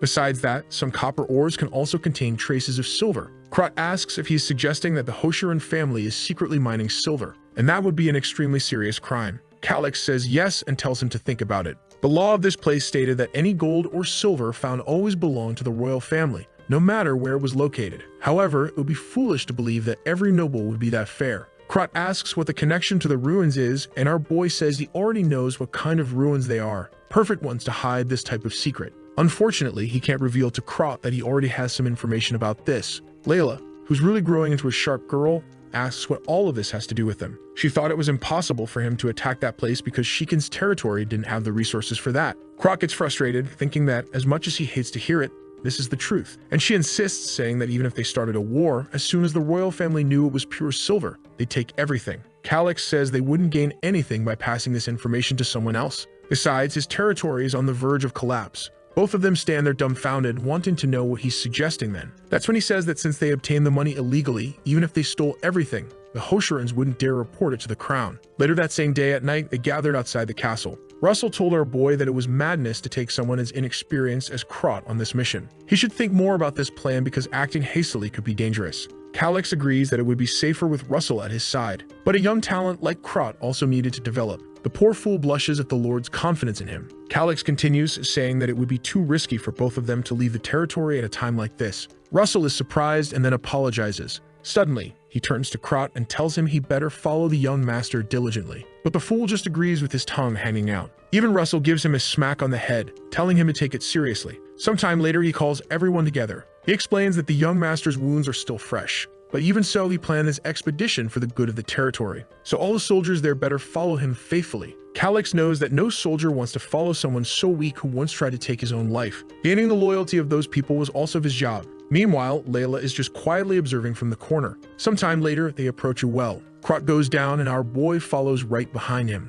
Upon reaching the bottom, he says that by following this tunnel, they would be able to exit the castle. However, it was farther than he had imagined. Calix just passes by and tells them to hurry up. With that, the team begins walking through the darkness of the cave. Sometime later, Krot looks up and says they finally arrived. Obviously, our boy is exhausted. Krot opens the cover and offers his hand to help our boy up. Suddenly, he finds himself on the outside, or rather inside, a house. Krot explains that this is an old water mill that had been abandoned a long time ago. Already outside, our boy is impressed. He had already prepared several supply horses. Krot calls him Lord and tells him to get on the horse. But Calix tells him to stop using that kind of title in this place. It would be stupid to call him Lord outside the castle when they're heading toward hostile territory. From now on, he's to call him only Young Master. The army guys put on peasant clothes, but he's still not sure if that's enough to fool anyone. At that, he calls for Krot and asks if he prepared everything he requested. He says yes, but seems a bit hesitant. He pulls out his stinky cloak and asks if he really has to wear something like this. Our boy says that if he wants, he can wear a porter's outfit,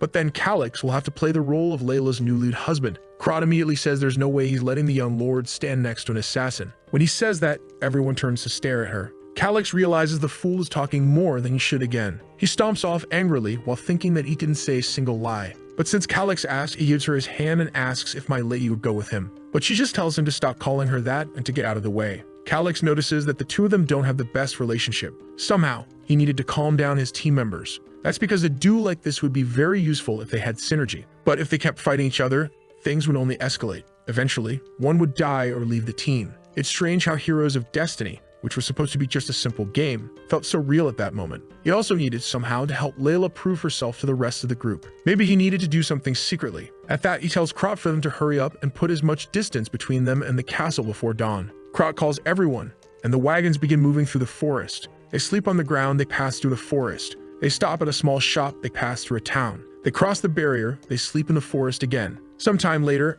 everyone is sitting around a campfire. Krot says that this was the last rural village they would pass through. Calix then orders everyone to prepare because the real fight would begin tomorrow. Morning comes. He warns everyone that now the real work is about to start. Everyone is already in armor, and they move out. Once again, they're on the wagons, following the path. However, Krot's expression changes. He tells our boy that some of the scouts are already returning. A man reports that in the forest just ahead, there's a group of Sasquatches. Krot asks how many there are. The man says 5, and suddenly someone taps him on the shoulder. Turning around, it's Calix, asking him to lift him into the tree. The man gives a peculiar smile, grabs him by the waist, and jumps up happily. From up in the tree, Calix observes the monsters' camp. From afar, he can see the shelter, full of apes carrying skeletons. It's clearly not going to be easy. At that, Calix asks what the plan is. Krot says they'll probably bombard them with flaming arrows. But our boy looks scared, asking if he's insane for suggesting something like that. Layla is nearby, listening to everything. Krot apologizes, but says that this is the safest way to preserve the subordinates' lives. They couldn't risk trying something different.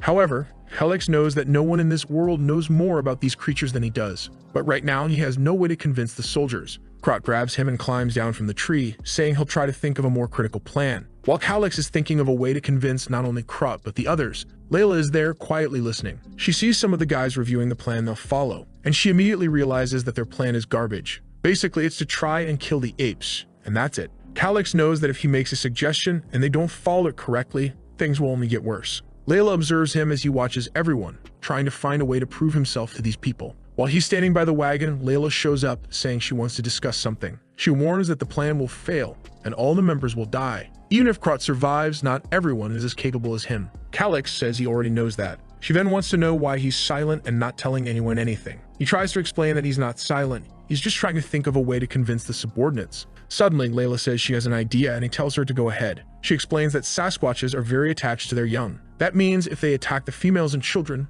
the males will definitely come to protect them. The monster's retaliation would only start once they're 100% sure the children are safe. Of course, our boy already knew this and asks what the rest of the plan is. She finds it strange that he doesn't react and says she first needs to know something. The plan was just to pass through quietly and not necessarily kill the creatures. He says yes, since the goal lies elsewhere. She explains that if that's the case, then there is another method. At the moment, the creatures are blocking the path because they think it's safe there. But if they attack the females and children, the front line will be drawn away. Our boy had already thought of this, but there's just one detail missing. He asks her who will do it. Who's going to be the one to attack the creatures alone and draw them all away? He yells, warning that this is basically a suicide mission. But out of nowhere, she says she'll do it, and he looks a bit confused. He explains that since the beginning when she suggested it, he intended to take the role himself. He then asks if, by any chance, she's planning to use a certain herb. She looks confused and asks how he knew about that. He says it's obvious, because otherwise she wouldn't accept a suicidal mission like this. He then says that lately he's changed a lot out of nowhere. Suddenly, he starts coughing, saying that if it works,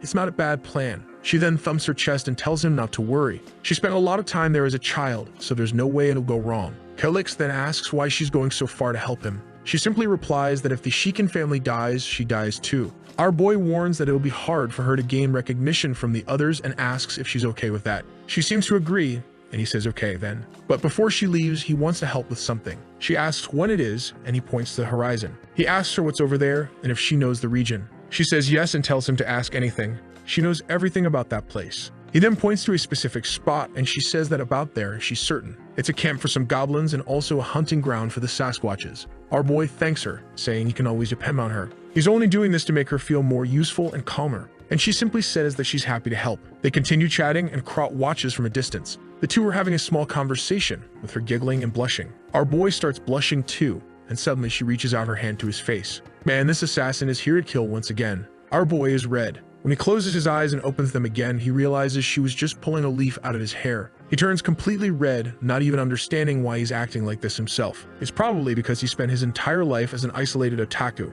Then Krot appears, asking what's going on there. Our boy tells him to get lost and says it's nothing. Then he tells the guide to prepare Layla's equipment. He also says that she'll be on a mission, so nobody should ask questions if she disappears. Krot wants to know about the mission because he doesn't trust her. But Helix says to trust him. He trusts her, and they're on the same side. The knight doesn't want to accept it, but says that just this once, he'll understand. Layla drops something on the ground and tells them not to worry because she already has her own equipment. Everyone looks at her, a bit embarrassed. Man, this assassin really is dangerous. What's up with her walking around like that? Helix is practically exploding while Krot asks what this is. She puts on her gauntlets and her boots. Let's admit it, the lower part around the glutes is missing just a bit of armor. She then takes something in her hand and starts smearing it on her face.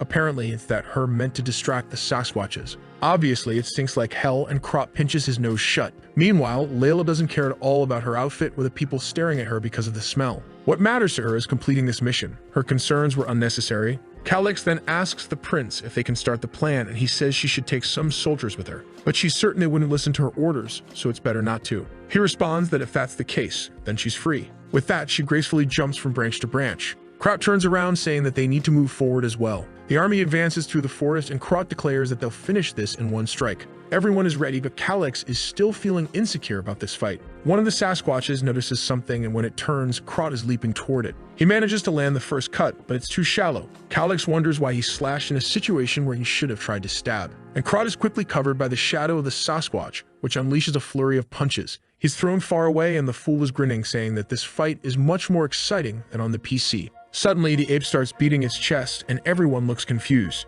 A huge flock of birds is heard around and more of them start approaching. Calyx already realizes that maybe burning down the entire forest wouldn't have been such a bad idea after all. While Krot charges ahead enthusiastically, calling out to the Blue Lion Legion, our boy yells for them to wait and not leave him alone. At that moment, a guy named Albu and another named Thomas step in front, telling him not to stray far. The army begins fighting the apes. Krot prepares, charges his blade with energy, and leaps toward them, declaring that he'll end this now. Before the monster can react, he slashes it and a blast of energy hits the ape. The entire forest is overtaken by the explosion. As the smoke starts to settle, Krot is already getting exhausted. But apparently, he managed to take down the first Sasquatch. He stands proudly looking back. Meanwhile, our boy wonders why this idiot is enjoying the fight so much. But then he's startled when another Sasquatch is seen pounding one of the knights. The knight's sword falls to the ground and he runs to retrieve it, but the monster comes to stomp on his back. At the last second, Dear Krot arrives with a kick to the beast's mouth. He tells the knight to grab his sword and the guy thanks him for saving him. Krot keeps fighting but realizes that killing them one at a time is going to be very difficult. That's because, seeing the soldier's situation, things were extremely dangerous. He manages to slash another arm and the giant beast roars. The problem is that he's only one man and is starting to get exhausted. Not to mention, even the older apes were stronger than he expected. He decides to try immobilizing some of them and slides under a leg, slashing at its heel. The beast roars and another one goes down. The soldiers get excited, seeing that they have a chance to win. But Krot knows something is wrong. Looking around the forest, they see 8, but there's still one missing. That's when he hears a sound beside him. There's a giant albino one charging toward the prince. And the worst part is that the monster is running and Calyx has no way to escape. Krot rushes, but Albu steps in front, telling the prince to stay back. From a distance, Krot unleashes another lightning attack, and everyone is momentarily blinded. But as the smoke clears, a hand bursts out of it. It strikes Albu in the chest, sending him flying and leaving a crater in the ground. Calyx is shocked, realizing that should have been him. Thomas steps in front, telling the prince not to move. Meanwhile, the monster keeps advancing and Krot is starting to get exhausted. He leaps for another attack while Thomas stays by the prince's side, until Calyx calls out to him, saying he needs to help deal with his Sasquatch. Otherwise, everyone will die. But Thomas didn't want to leave the prince's side because it was too risky. However, Calyx warns him that no one is coming to save them, so if they have a chance to win, it's now. He grabs the knight's arm and says that if more soldiers die, they'll be at a numerical disadvantage. Thomas knows this, but as a knight, he can't abandon the prince just like that, until Calyx yells, asking how long he plans to defy orders. Hearing that, Thomas realizes he has no choice. In the end, the knight has to follow the Lord's orders, and he says he'll obey. Calyx thanks him and then runs off. He follows the crater until he gets close to Albu. Obviously, the poor guy is in bad shape on the ground and Calyx is horrified at the sight. With one attack, he had lost his arm and his armor was completely crushed. He approaches, telling the guide not to lose consciousness because he's going to stop the bleeding. He pours a potion into his mouth, but he knows it's not enough. When he removes the armor, he sees that the guy's stomach is a crater. The Sasquatch's punch and hit directly, leaving him with massive internal bleeding. The problem is that these low-level potions aren't enough. They need a healer as soon as possible. He grabs the guy's sword and tells him to stay awake. He'll come back as fast as possible and make sure he survives. Shortly after, in another part of the forest, he hides behind a tree, observing the Sasquatches. This was the hunting region for goblins that Layla had mentioned. But just glancing at them, he's terrified to see the beasts pounding their chests. The monsters were much stronger and more disgusting than he had imagined. He punches the tree, thinking that he really could die here. He's afraid, even though he wants to trust Layla's plan and is sure she set up the traps. If everything goes right, he won't get hurt, but this isn't the world where he's sitting behind a monitor. Breathing heavily, he remembers Albu lying there. He tells himself it's fine. He won't die. He steels himself, saying that he'll do this, and then steps out from behind the tree. He calls out to the Sasquatches, shouting that today is their day to die. The ape charges at him, but suddenly he pulls a lever and several spears strike from behind. They stab right into the beast's ribs and it drops to the ground immediately. But as soon as the first one fell, another monster noticed and came running toward him. Calyx barely dodges the attack and manages to pull another lever. This time, a rope swings down, slamming the giant beast into the ground. These were extremely sharp spider vines. Additionally, he had asked Layla to coat the spikes with mermaid venom, an incredibly strong anesthetic. Seeing how weak the ape is now, he believes it worked. He steps closer, grabs the sword, and strikes it right in the middle of the head. The feeling of the blade piercing the skull was so much different than in the game. When he pulls the sword out, he's showered in ketchup. The whole thing was disgusting. He never imagined he'd have to go this far, but there he was taking the creature's lives. He then moves to the other beasts and strikes again, saying that they're detestable. But while he's having his little monologue, a goblin is watching from above. The monster sneaks up on him from behind and there's no time to react. Blood spurts, and when he turns, someone had jumped in front of him. He He falls to the ground as the goblin approaches. When he looks to the side, it had been Albu who had once again saved him. Man, this guy really isn't in good shape. Calyx is consumed by rage and charges at the goblin. He tries to slash, but the little green creature ducks and he misses the attack. The monster sidesteps and almost clashes him. He barely avoids it, but his shirt is torn. He realizes he only survived because the creature's arms are short. With another swing of his sword, his hand is shaking from how weak his body is. He tries to calm down, at least he has twice the reach of the creature.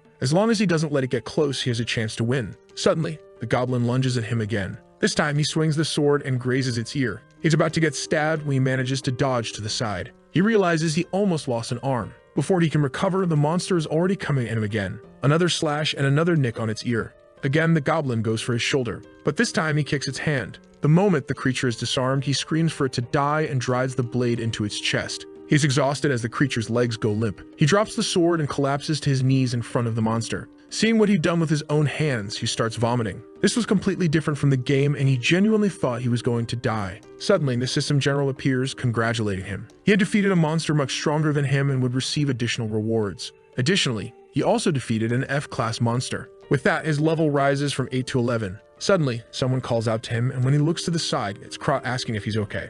But he quickly notices the dead Sasquatches and the impaled goblin. Krot circles around him, wanting to know if he really wasn't hurt. That's when Calyx asks how the rest of the group is doing. Krot replies that after they killed 2 Sasquatches, the rest fled out of luck. But Calyx knows it wasn't luck, it was Layla's plan. That's when he remembers something and asks where the soldier who was with him is. Krot asks if he means Albu, and our boy says yes. He then points to the side and says he's standing right there. Calyx knew it was impossible for no one to die on the mission, but seeing Albu's body, he apologizes. He blames himself, saying he should have been more careful. Krot stands there observing. Then he says it wasn't Calyx's fault. Besides, Albu had died honorably on the battlefield. But Calyx tells him to stop being ridiculous. Death was just death. There was nothing honorable about it. Krot knows this is the first time the boy has lost his subordinate and understands how he feels. But soon after, more bodies are brought before him. Calyx freezes and asks what happened in the end. Krot says that 3 died and 1 was injured, which was a good outcome given the circumstances. But Calyx can only think that all of this is his fault. He should have forced the knowledge he has about this world without fear of being exposed. Besides, he only survived because of Layla's traps and because Albu stepped in to defend him. He clenches his fists and begins shouting while all the soldiers watch him. He then asks what is done with bodies on the battlefield. Krot explains that if the body isn't in too bad a condition, they can take it back. Calyx simply says to do it, no matter what state they're in. As Krot turns to give the order, he notices everyone crying. The soldiers were moved because, in this world, it wasn't common for a noble to care about their servants. Seeing how he acted, they swore they would protect his life at any cost. Krot noticed everyone's expressions had changed. At least the boy had won a bit of their hearts. Sometime later, Krot approaches our boy. He says that they're ready to leave and are just waiting for the signal. Calyx notices that they're looking at him differently. Seeing their determination, he knew this wasn't the time to feel guilty. He needed to give everyone hope for the future. He then praised everyone's performance in the battle against the Sasquatches. Now they would head to their destination as quickly as possible. However, they wouldn't neglect or abandon anyone who was injured. The men shout that they understand, and then we see what happened an hour ago. Layla was approaching when a Sasquatch lunged at her. Strong as always, she dodges it but hadn't expected them to notice her so quickly. She throws a dagger attached to a rope and leaps to the other side, dodging the Sasquatch's attack and climbing up onto a branch. With that, she blocks the path and jumps back down to the ground. When she turns around and the beast comes at her, it suddenly smashes face first into a trap. With it immobilized, all she had to do was finish it off. But the monster keeps moving and even grabs a tree, pulling it out of the ground. She hadn't expected that. The giant comes in for a crushing hug, but she easily dodges it. Sliding to the side, she starts wrapping the rope around its neck. Before the beast realizes it, it's already being strangled. Somehow, she had managed to make it work. She didn't think it would be possible for this ape to break through those monster tendons. Besides, the ropes were too thin for it to grab with its hands. Then she notices that even while strangled, it's still knocking over trees. She's a bit shocked and decides she needs to finish this quickly. According to what Calyx said, all she had to do was inject the venom straight into its bloodstream. Once again, the ape comes in for a smash, but she dodges and slips behind it. She pulls out a needle and drives it right into the monster's nape. She had done everything he told her to, but she wasn't sure it would actually work. Now her only option was to pray that it worked. The ape, however, doesn't seem to be calming down and keeps thrashing until the trees shatter. Then she realizes the venom isn't working as well as expected. Or rather, is working because the ape's eyes roll back and it crashes face first to the ground.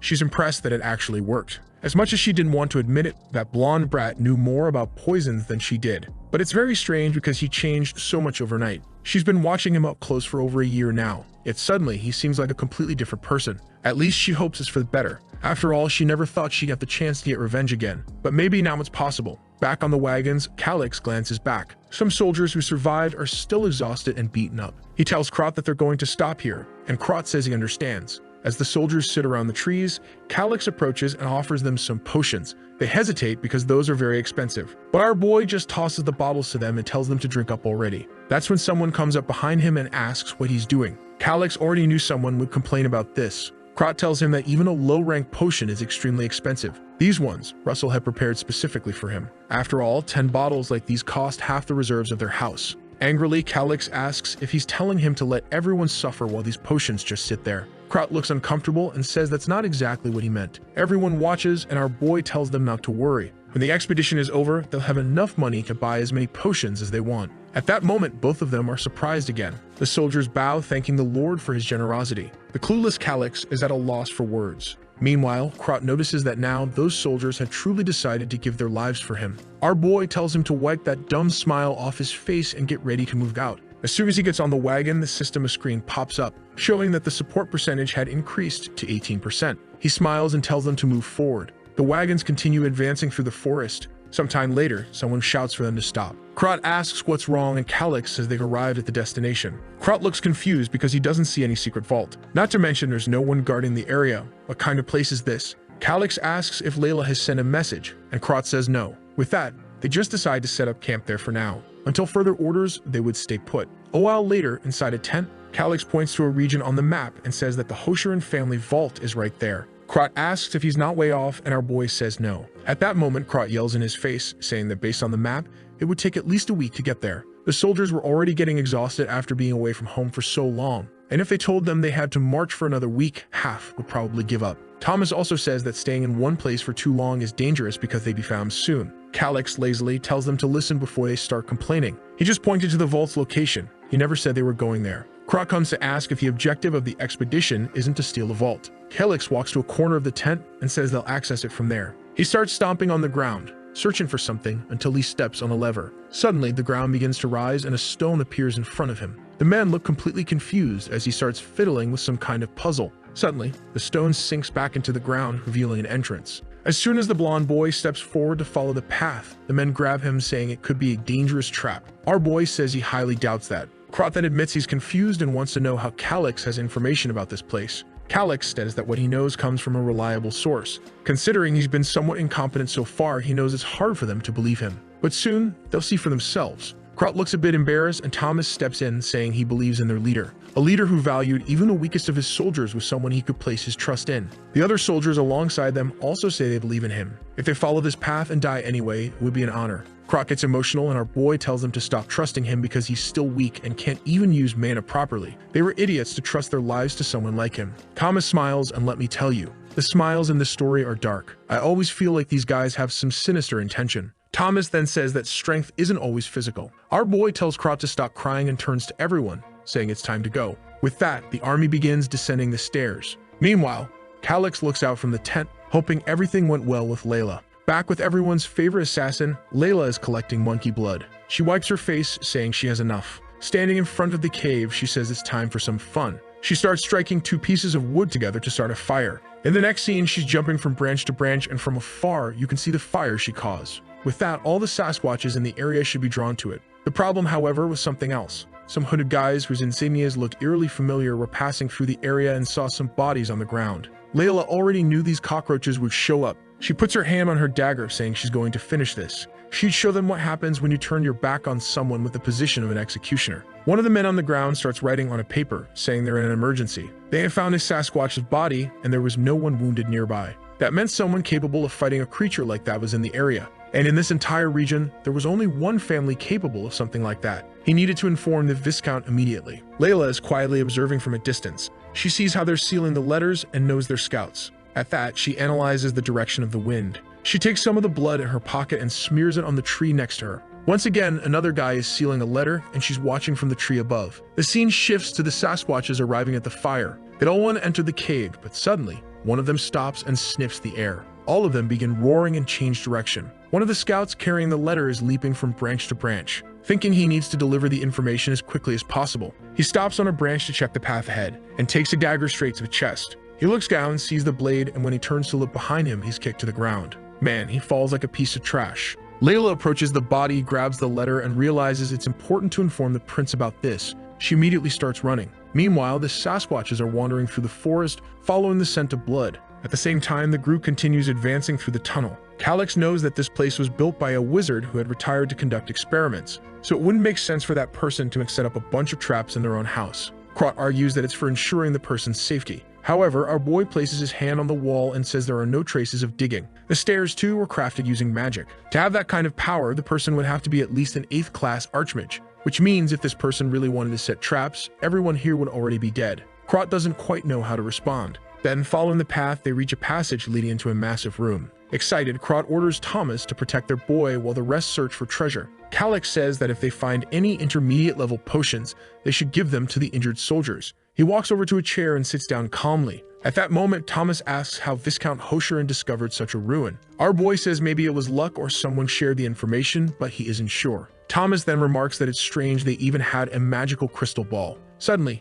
Calix's expression changes and he wonders if this is what he thinks it is. Even though the magical protections had weakened, it wasn't something the Viscount could break easily. He then asks who the Viscount's lord is and Thomas replies that it's Marcus Antonio. Calix realizes he'll have to prepare for the worst. At that moment, Krot shows up with the intermediate potions Calix mentioned. Calix immediately tells him to hand them out to the soldiers and Krot does so, though he can't help but think it's far too expensive to waste like this. But Calix knows that, at a time like this, it's more important to have soldiers than to keep potions stored away. They then show him some magical crystals, additional potions, materials, and other items. None of it was useless, but there wasn't anything incredibly valuable either. However, Calix knows that if the system said, "This is a treasure ruin," there's still something hidden here. Suddenly, he senses something coming from the corner of the room. Out of nowhere, Krot puts his hand in front of him and asks what's wrong. Krot says they've already completed their investigation and there's nothing lurking in the shadows, so he should stop trying to act alone. But Calix walks forward anyway, saying he doesn't care because Krot wouldn't understand. He starts running his hand along the wall, trying to remember where the secret door was located. That's when he finds a small hole for his thumb and everything begins to shift. Here comes the boy's treasure. Looks like those 10 years of playing games really paid off. Inside, there's a giant crystal ball surrounded by smaller crystal spheres. Additionally, it's like a monitoring room that could oversee their entire approach. Krot, however, points out that there's something very strange about this place. They had investigated all the ruins, yet he doesn't recall seeing a room like this. Calix explains that this is what's called a false ruin. In the past, it was common to make 2 entrances. One of them was easy to find but contained nothing valuable, so most people would give up. Krot deduces that the false ruin must be the Hosheran family's secret vault, and Calix says that since everything is connected, they can reach it from here. He places his hand on the sphere, trying to recall which function needs to be activated. After fiddling with it for a bit, they hear a sound nearby. When Krot runs over, he sees a door opening and Calix tells him this leads to the false ruin, but he says there's more. Looking further at the spheres, he points out that in the false ruin, there's an entrance. That entrance leads to the silver mines that have been making the Hosheran family so much money. Krot says that now it's clear how the royal family never noticed this. Calix warns that since they don't see anyone here, it likely means the area is only used at specific times. And to ensure rumors don't spread, the workers are probably killed soon after. Krot is furious, but Calix reassures him, saying it's fine. All they need to do is disable the crystal ball the Hosherans use as a key. It's like modifying security codes and access connections. After taking everything they need, he'll obviously leave a present for those guys. He then tells Krot to take the men and start collecting all the crates because it's time to leave. But Krot looks sad again about leaving the prince's side. For heaven's sake, bring back my wife you already. Calix says he can handle it alone and Krot reluctantly agrees, saying he'll return soon. With that, he leaves and Calix celebrates finally having a moment to himself. And wouldn't you know it, our boy finds yet another secret passage. Inside, he discovers an item he's very familiar with from the game, though it looks very different in person. It's the bracelet of the Grand Alchemy Priest. The translation here is garbage, isn't it? And I'm translating the garbage translation, so this is peculiar. Its effect is that when you're on the brink of death, it activates a protective barrier that lasts for 2 hours. But if you take another very strong hit while the barrier is active, obviously, it breaks. The item had a cooldown period of 1 week, and after 3 activations, it would stop working. However, it was perfect for him, since at this moment he has no combat abilities. He slips it onto his wrist, thinking that now it's as if he has 3 extra lives. But as he's about to leave, he notices one more detail. Inside the place where he picked up the item, there was something written. He tries to read it but only understands part of it, something about a Hecatoria or something like that. The problem is that the rest of the message is indecipherable to him. He remembers that once in the game he heard about this name, Hecatoria. In the legends, she's the goddess who taught humans how to use magic, but he's certain this didn't exist in the game. Could this be something that only belongs to this world? As he touches it with his finger, electricity begins to surge, and he feels a tremor. Suddenly, it seems like only his consciousness exists, and he asks where he is and why he can't see anything. Looking down, there's a giant eye surrounded by glowing blue shapes. He wonders if this is the domain of the divines he heard about, the so-called gods that watch over people in this world. Suddenly, he begins to writhe in pain as a voice echoes in his head. It was as if the words were being forced directly into his brain. A red-haired woman's voice says that this is wrong and inhuman, but one of the energy sources replies that there were no humans there. It warns Hecatoria that the matter had already been settled by vote. She should not think of breaking the pact. The woman protests, saying it's violence and she won't agree to it. Another voice says that if she wants so badly to be human, her wish would be granted. Suddenly, she appears kneeling atop the giant eye. Calix hears a terrifying sound he can't comprehend. While Hecatoria is screaming in the middle of it all, he covers his ears because he can't bear to listen any longer. The voices declare that Hecatoria has now fallen to the rank of a demigod. It would no longer be appropriate to call her by her old name. From now on, she would become an object of hatred, driven into miserable madness by the very insects she adored. They were eager to see the expression on her face at that moment. Suddenly, Calix finds himself back in the room. I'm confused, he's confused, you're confused. This must be author's intent. Out of nowhere, the system window pops up and Calix is shocked. He had obtained a fragment of Hecatoria's first authority. It appears to be a skill that deals area of effect damage to all nearby enemies. The damage scales with his level and is impossible to dodge. However, the more enemies there are, the less damage it deals overall. Calix knows that abilities normally range from rank F to rank S, but there are exceptions when it comes to so-called unique abilities. And beyond that, there are authority abilities which are even more distinct. It's a power that only X-class individuals or those known as demigods can use. In fact, developing an authority is the only way to reach the X-class. Another system window appears, stating that he has absorbed a fragment of authority. This raises the rank of his soul. Calix is now certain that the one who sent him to this world was the goddess named Hecatoria. He knows that only authority-level abilities can harm a god. Perhaps she's hoping that somehow he'll avenge her. The lunatic starts laughing with his hand over his face, wondering if this is really going to be the final objective of this game. Obviously, he feels like he's being manipulated, but he's going to end this whether he wants to or not. At that moment, Krot returns and asks if he's done. Calix tells him not to be surprised, and Krot looks confused. In the next scene, everything is chaotic and lively. There was so much treasure in that room that they needed more time to collect it all. Just the chests filled with coins totaled over 30,000. Our boy gets excited. It's much more than he expected. And Krot says that, in addition, there are several crates with silver bars worth about 100,000 gold coins. The only problem is that transporting so much loot with just this expedition wouldn't be easy. Calix thinks he never imagined the biggest problem would be having too much treasure to carry. But to him, it doesn't matter how much there is, it won't be a problem, because when he killed that goblin, he gained the inventory ability. He's feeling all confident, grinning to himself, while Krot wonders about his excitement. Calix simply tells him to bring the crates closer. He'll handle the rest. Krot asks if everything in front of him is accounted for, and the man confirms it. Calix then tells him to prepare everyone for the return journey. Krot agrees, though he has no idea what the boy is planning. But Calix knows that in this world, the concept of players and abilities doesn't exist. It would take too long to explain what an inventory is. So instead of explaining, he'll just make it work. At that moment, Krot says everyone's outside but asks what they're going to do with the crates. Calix shows the bracelet and says he obtained it there. It has a subspace magic ability. It's an extremely rare artifact with enough room to store all the crates. Krot's eyes go wide and he asks where Calix got something like that. Our boy simply tells him to keep quiet and keep it a secret. He says that truly understanding something that valuable would be dangerous if others found out. He then says he's heading out and Krot agrees while still stunned. Calix thanks him as he leaves. Now he needed to focus on the objective. Thinking of the inventory, the system window pops up. He wonders if it's going to be as simple as a game. He touches one of the crates, and immediately it appears in the inventory as silver bars. It looks as easy as he imagined, and he begins loading his inventory. Man, the kid's like Minecraft, stacking everything in piles of 99. With all the treasure collected, it was time to return. He climbs the stairs, and the men greet him, saying that everyone is ready for the journey back. But Calix is looking around. He wants to know if Layla still hasn't returned. Krot says no and questions whether maybe she betrayed them and fled. That's why he never trusted her from the beginning. Calix tells him to wake up to reality. It wasn't a coincidence that the Sasquatches fled at that exact moment during the fight. After explaining what happened,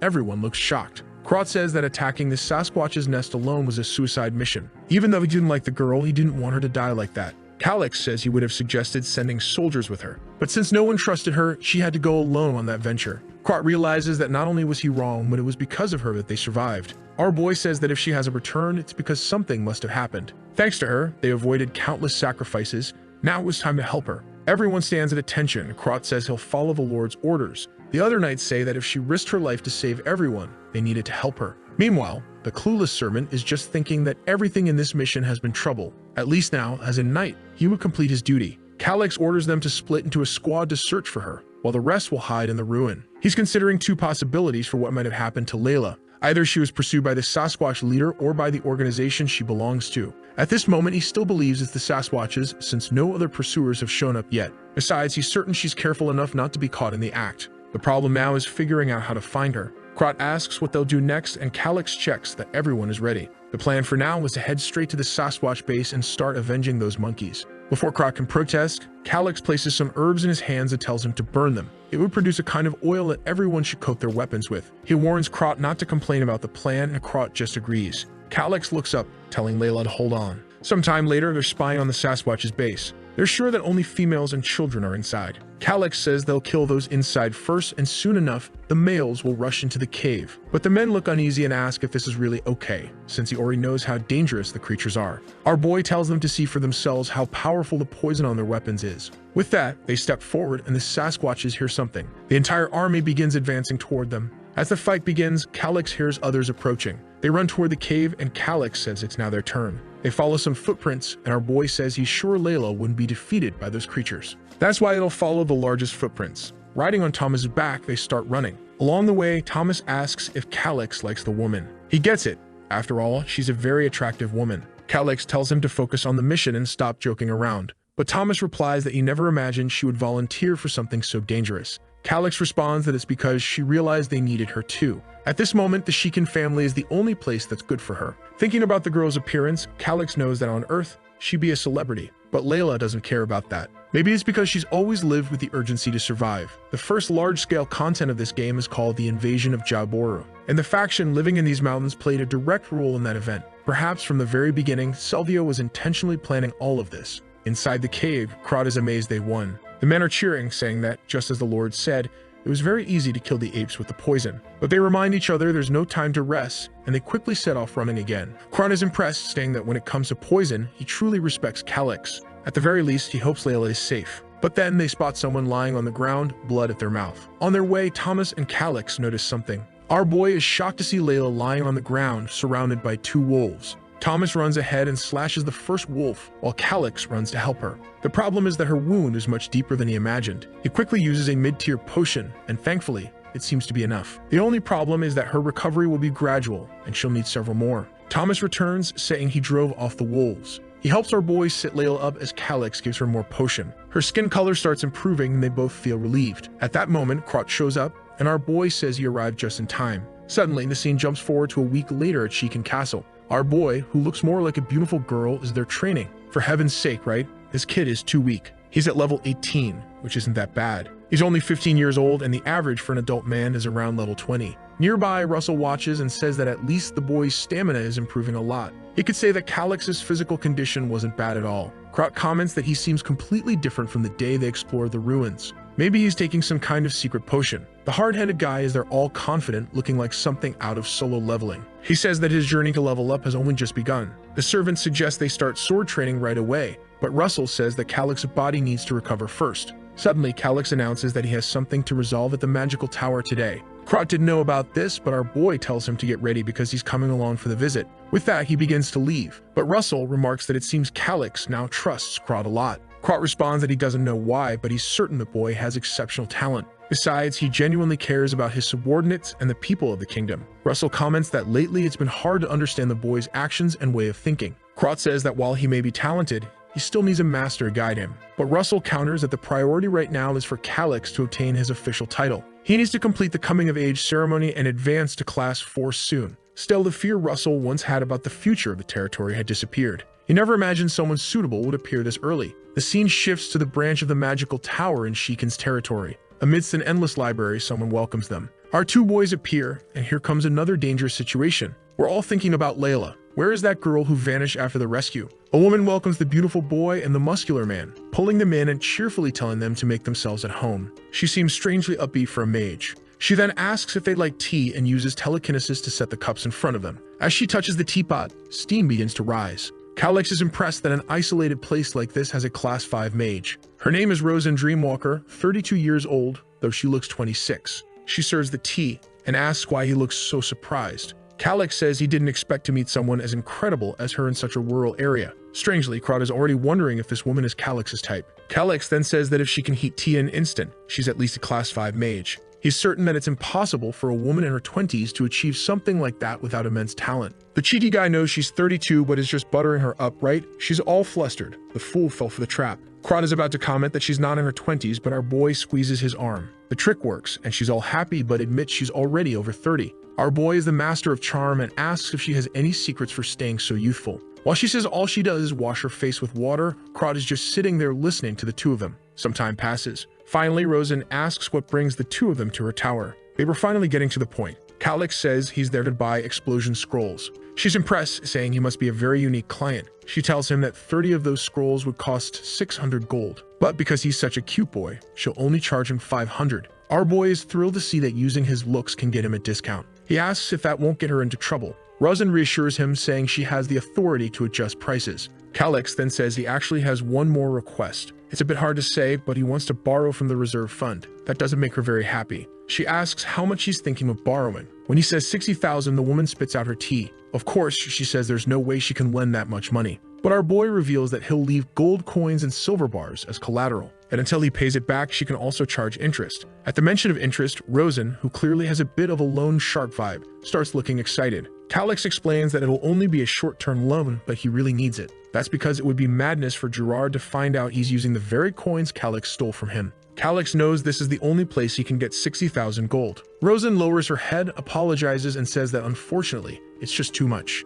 Calix didn't expect that. It seems his favorability wasn't high enough, or maybe he was just too hasty. She adds that she's sure the supervisor would reject it. But then she suggests an alternative. Covering her mouth with her hand, she says the people at central headquarters don't keep much of an eye on her area. Maybe it's possible to do it, but it would have to remain a secret between the three of them. If he pays it back within 6 months, there won't be any problems. But as soon as the 6 months passed, she would sell all the gold and silver to recover the money. Our boy is thrilled. That was exactly his plan. Mages are greedy because they need resources to conduct their research, and she was definitely thinking he wouldn't have the money to pay it back, so she'd pocket all the interest. He bows deeply and thanks her, saying he'd be very relieved if she could do this. Meanwhile, he's thinking that now he's resolved the debt with Gerard. Speaking of the fool, he's sitting in front of a subordinate demanding the map. He slams it on the table, furious because it seems that one of the patrols near the vault has disappeared. He begins to wonder if he's in any danger. That's when he realizes that if someone had a direct path to the vault, it would take less than a day. The guy is about to explode with rage. Immediately, he orders everyone to prepare to head to the lands of Golda. The problem is that the direct path was very different.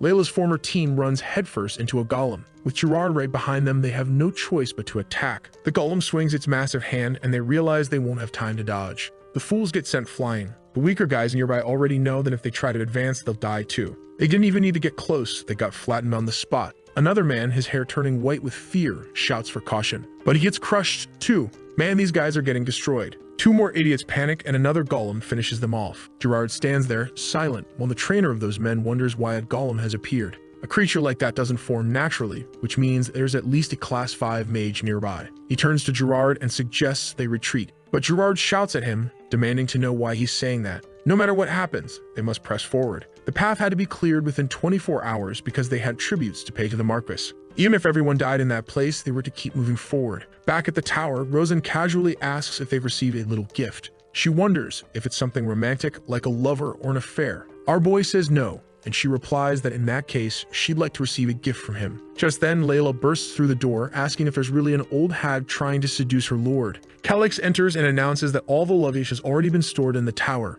Meanwhile, Layla is just glaring at Rosen. Our boy thanks her for the good work and hands her something. He then asks both of them to wait outside. As they leave, Layla asks why the prince was talking to that mage. Krot just whistles, saying he has no idea why. Inside, Rosen is all happy and blushing, saying it's wonderful. Our boy gave her a necklace of golden pearls, and she asked if he's really going to give her something like that. He says it's a token of gratitude for the funds she's preparing for them. This was, of course, the artifact the system had shown him. He tells her not to forget to keep all of this a secret. If they tried to do this the proper way, the paperwork would never be approved. But Calyx knows she's angling for the interest she earned on the loan for the magical tower. Rosen reassures him, saying she'll keep that in mind and that he can count on her. She then asks why he wants so many explosion scrolls. Was he preparing for a war? Calyx is impressed by her skill in extracting information. Seriously though, it's a normal question. You bought 30 scrolls that blow everything up. He stands up and says he's not planning anything like that. Those scrolls would only be used for mining. She finds it odd that he used something so expensive just to dig holes. She asks if he's found a gold mine. Calyx is tired of how much information this woman is trying to pull from him. He waves goodbye, saying they'll continue the conversation next time. She looks surprised but smiles, saying she's looking forward to it.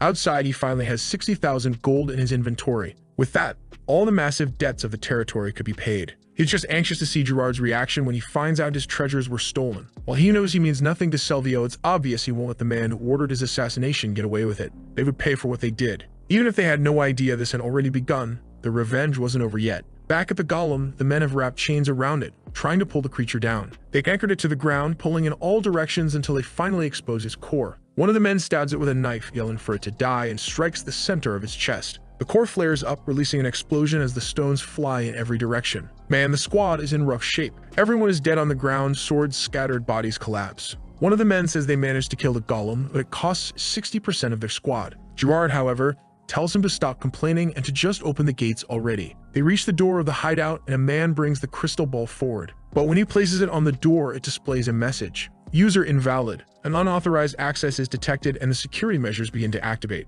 A warning sounds, telling them to step away from the area within 180 seconds. The man insists and tries to place the crystal ball once more. But of course, the error is the same and Gerard kicks the door in frustration, unable to understand what's happening. He has no idea why it isn't working. The man next to him warns that it's better for them to back away because they have no clue what these security measures are. With that, they start running while the door remains intact. It enters stage 1 of the interception program. The security measure was to summon numerous creatures that would attack anyone within a defined range. Back in the carriage, our boy asks Layla where she heard that. She replies that she heard it while he was flirting with that mage. Our boy notices she seems a little angry and says he wouldn't do something like that. It was all business. However, he wanted to ask her something. What would happen if he betrayed Selvio? She looks confused and asks why he's even thinking about betraying the Viscount. Our boy says he just wants to know what kind of person Selvio is. The type to let his subordinates' mistakes slide? She explains that no, he's an extremely perfectionist man, a person who would never tolerate failure in any form. Our boy then wants to know what would happen to Gerard if the Viscount found out. Layla says she has no idea, but Gerard is also not someone who would accept being killed so easily. He would probably try to survive at any cost. It's obvious he wouldn't hesitate to betray the Viscount if necessary.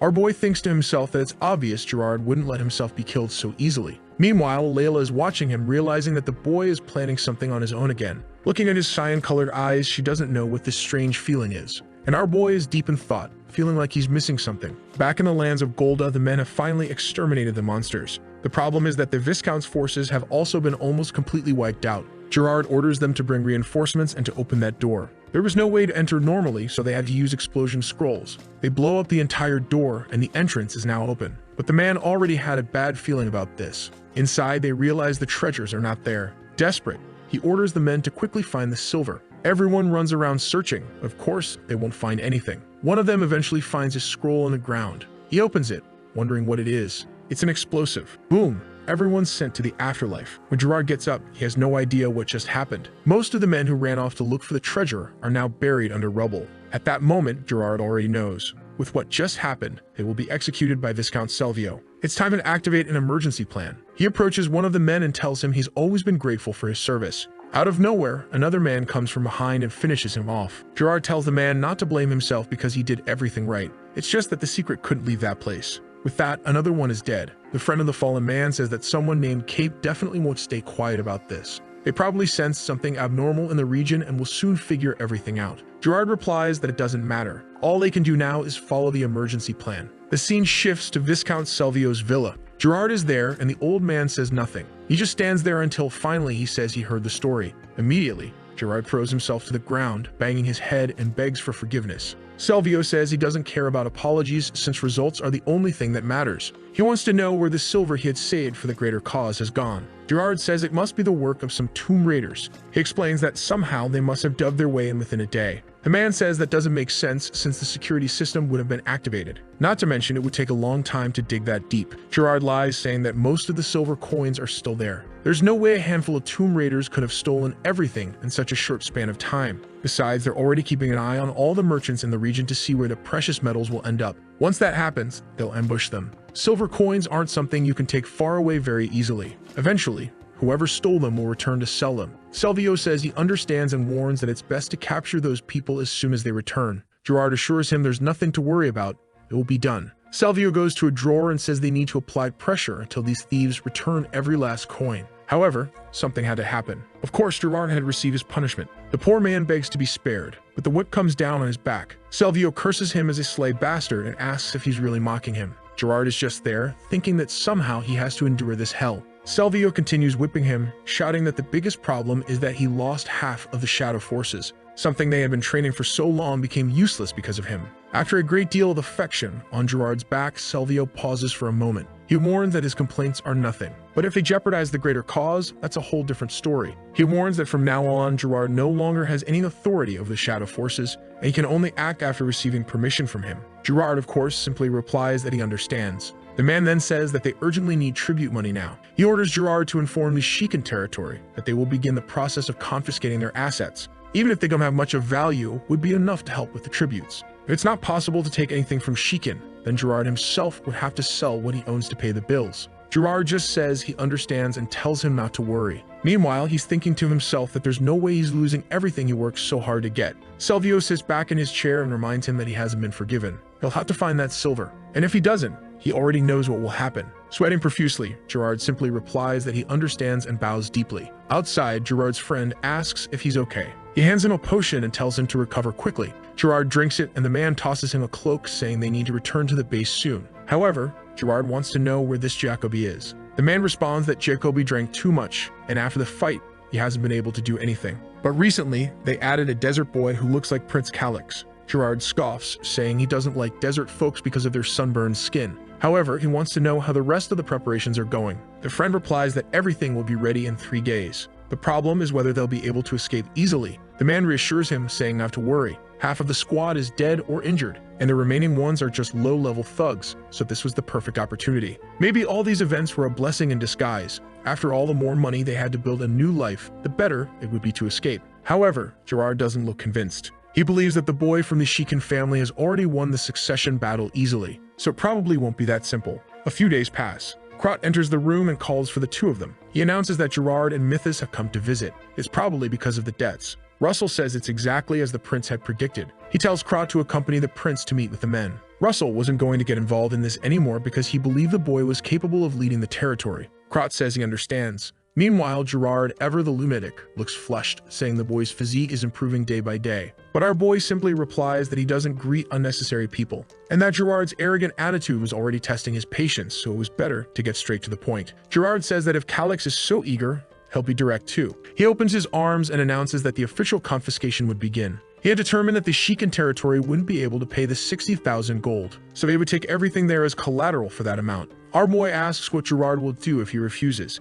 With a finger to his nose, Gerard replies that he'll call for a senior official to ensure Calix doesn't escape. And obviously, a forced audit of the territory would happen. Krot insults Gerard, but the man replies that this isn't a time for violence. It's just that he needs to be a bit more assertive in recovering his funds, as much as he also thinks this is the worst-case scenario. Our boy says that if Gerard really thinks it's that bad, he should delay the payment even further. Gerard replies that if Calix were a little more sincere, maybe that could happen. At that moment, Krot realizes the man is subtly asking for a bribe, but Calix feels that paying off the debt now would just leave him at a loss. However, to avoid complicating things for now, he decides to stick to the usual script. He announces that he has managed to gather most of the money, so there's no need for him to be sincere at all. Gerard suddenly stands up and demands to know how he gathered 60,000. Our boy asks why he looks so angry and surprised.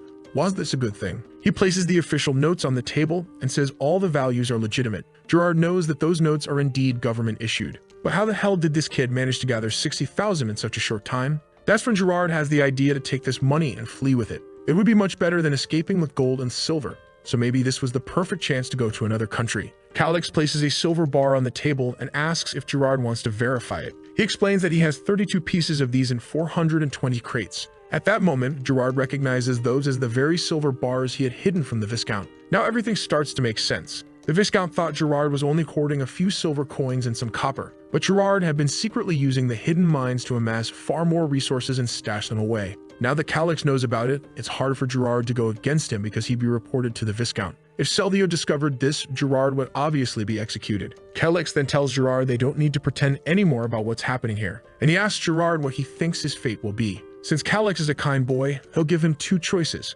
Either he confesses that he was stealing for Selvio and faces punishment, or he betrays the Viscount and flees this place. Gerard is just seething with frustration, while the boy knows that Gerard is completely cornered. To give him a sliver of hope and help the man out, he decides to take action. Calix tells Gerard that he will help him survive if he chooses to flee. This was a very rare opportunity, so he wants to hear Gerard's answer. Krat seems a bit confused about the prince's plan. Gerard replies that just helping him escape the territory isn't enough. Our boy says he can provide solid support to ensure no one touches him. Gerard asks if the prince is trying to make him serve him. Calix responds that Gerard is already hated by the most powerful person in this region, so obviously that wouldn't be a good deal. Gerard then says that if he had someone even more powerful than that man, surely the prince would be the one conceding. Calix replies that Gerard has finally understood and places a sheet of paper in front of him. He says that once Gerard signs it, he'll reveal the plan. The paper states that the Shikan territory has already paid off all its debts to Myrtus companies. The lunatic starts laughing, saying that Calix really is terrifying. It seems the boy has been deceiving the entire world this whole time. Gerard says he'll sign because he has no other option. After all, he doesn't want to become an enemy of the blonde boy. Our boy thanks him, while Gerard thinks to himself that eventually, he'll manage to get a like on this video that helps Mamoru make more juicy content for his viewers, activate the cheeky little bell, and I'm out.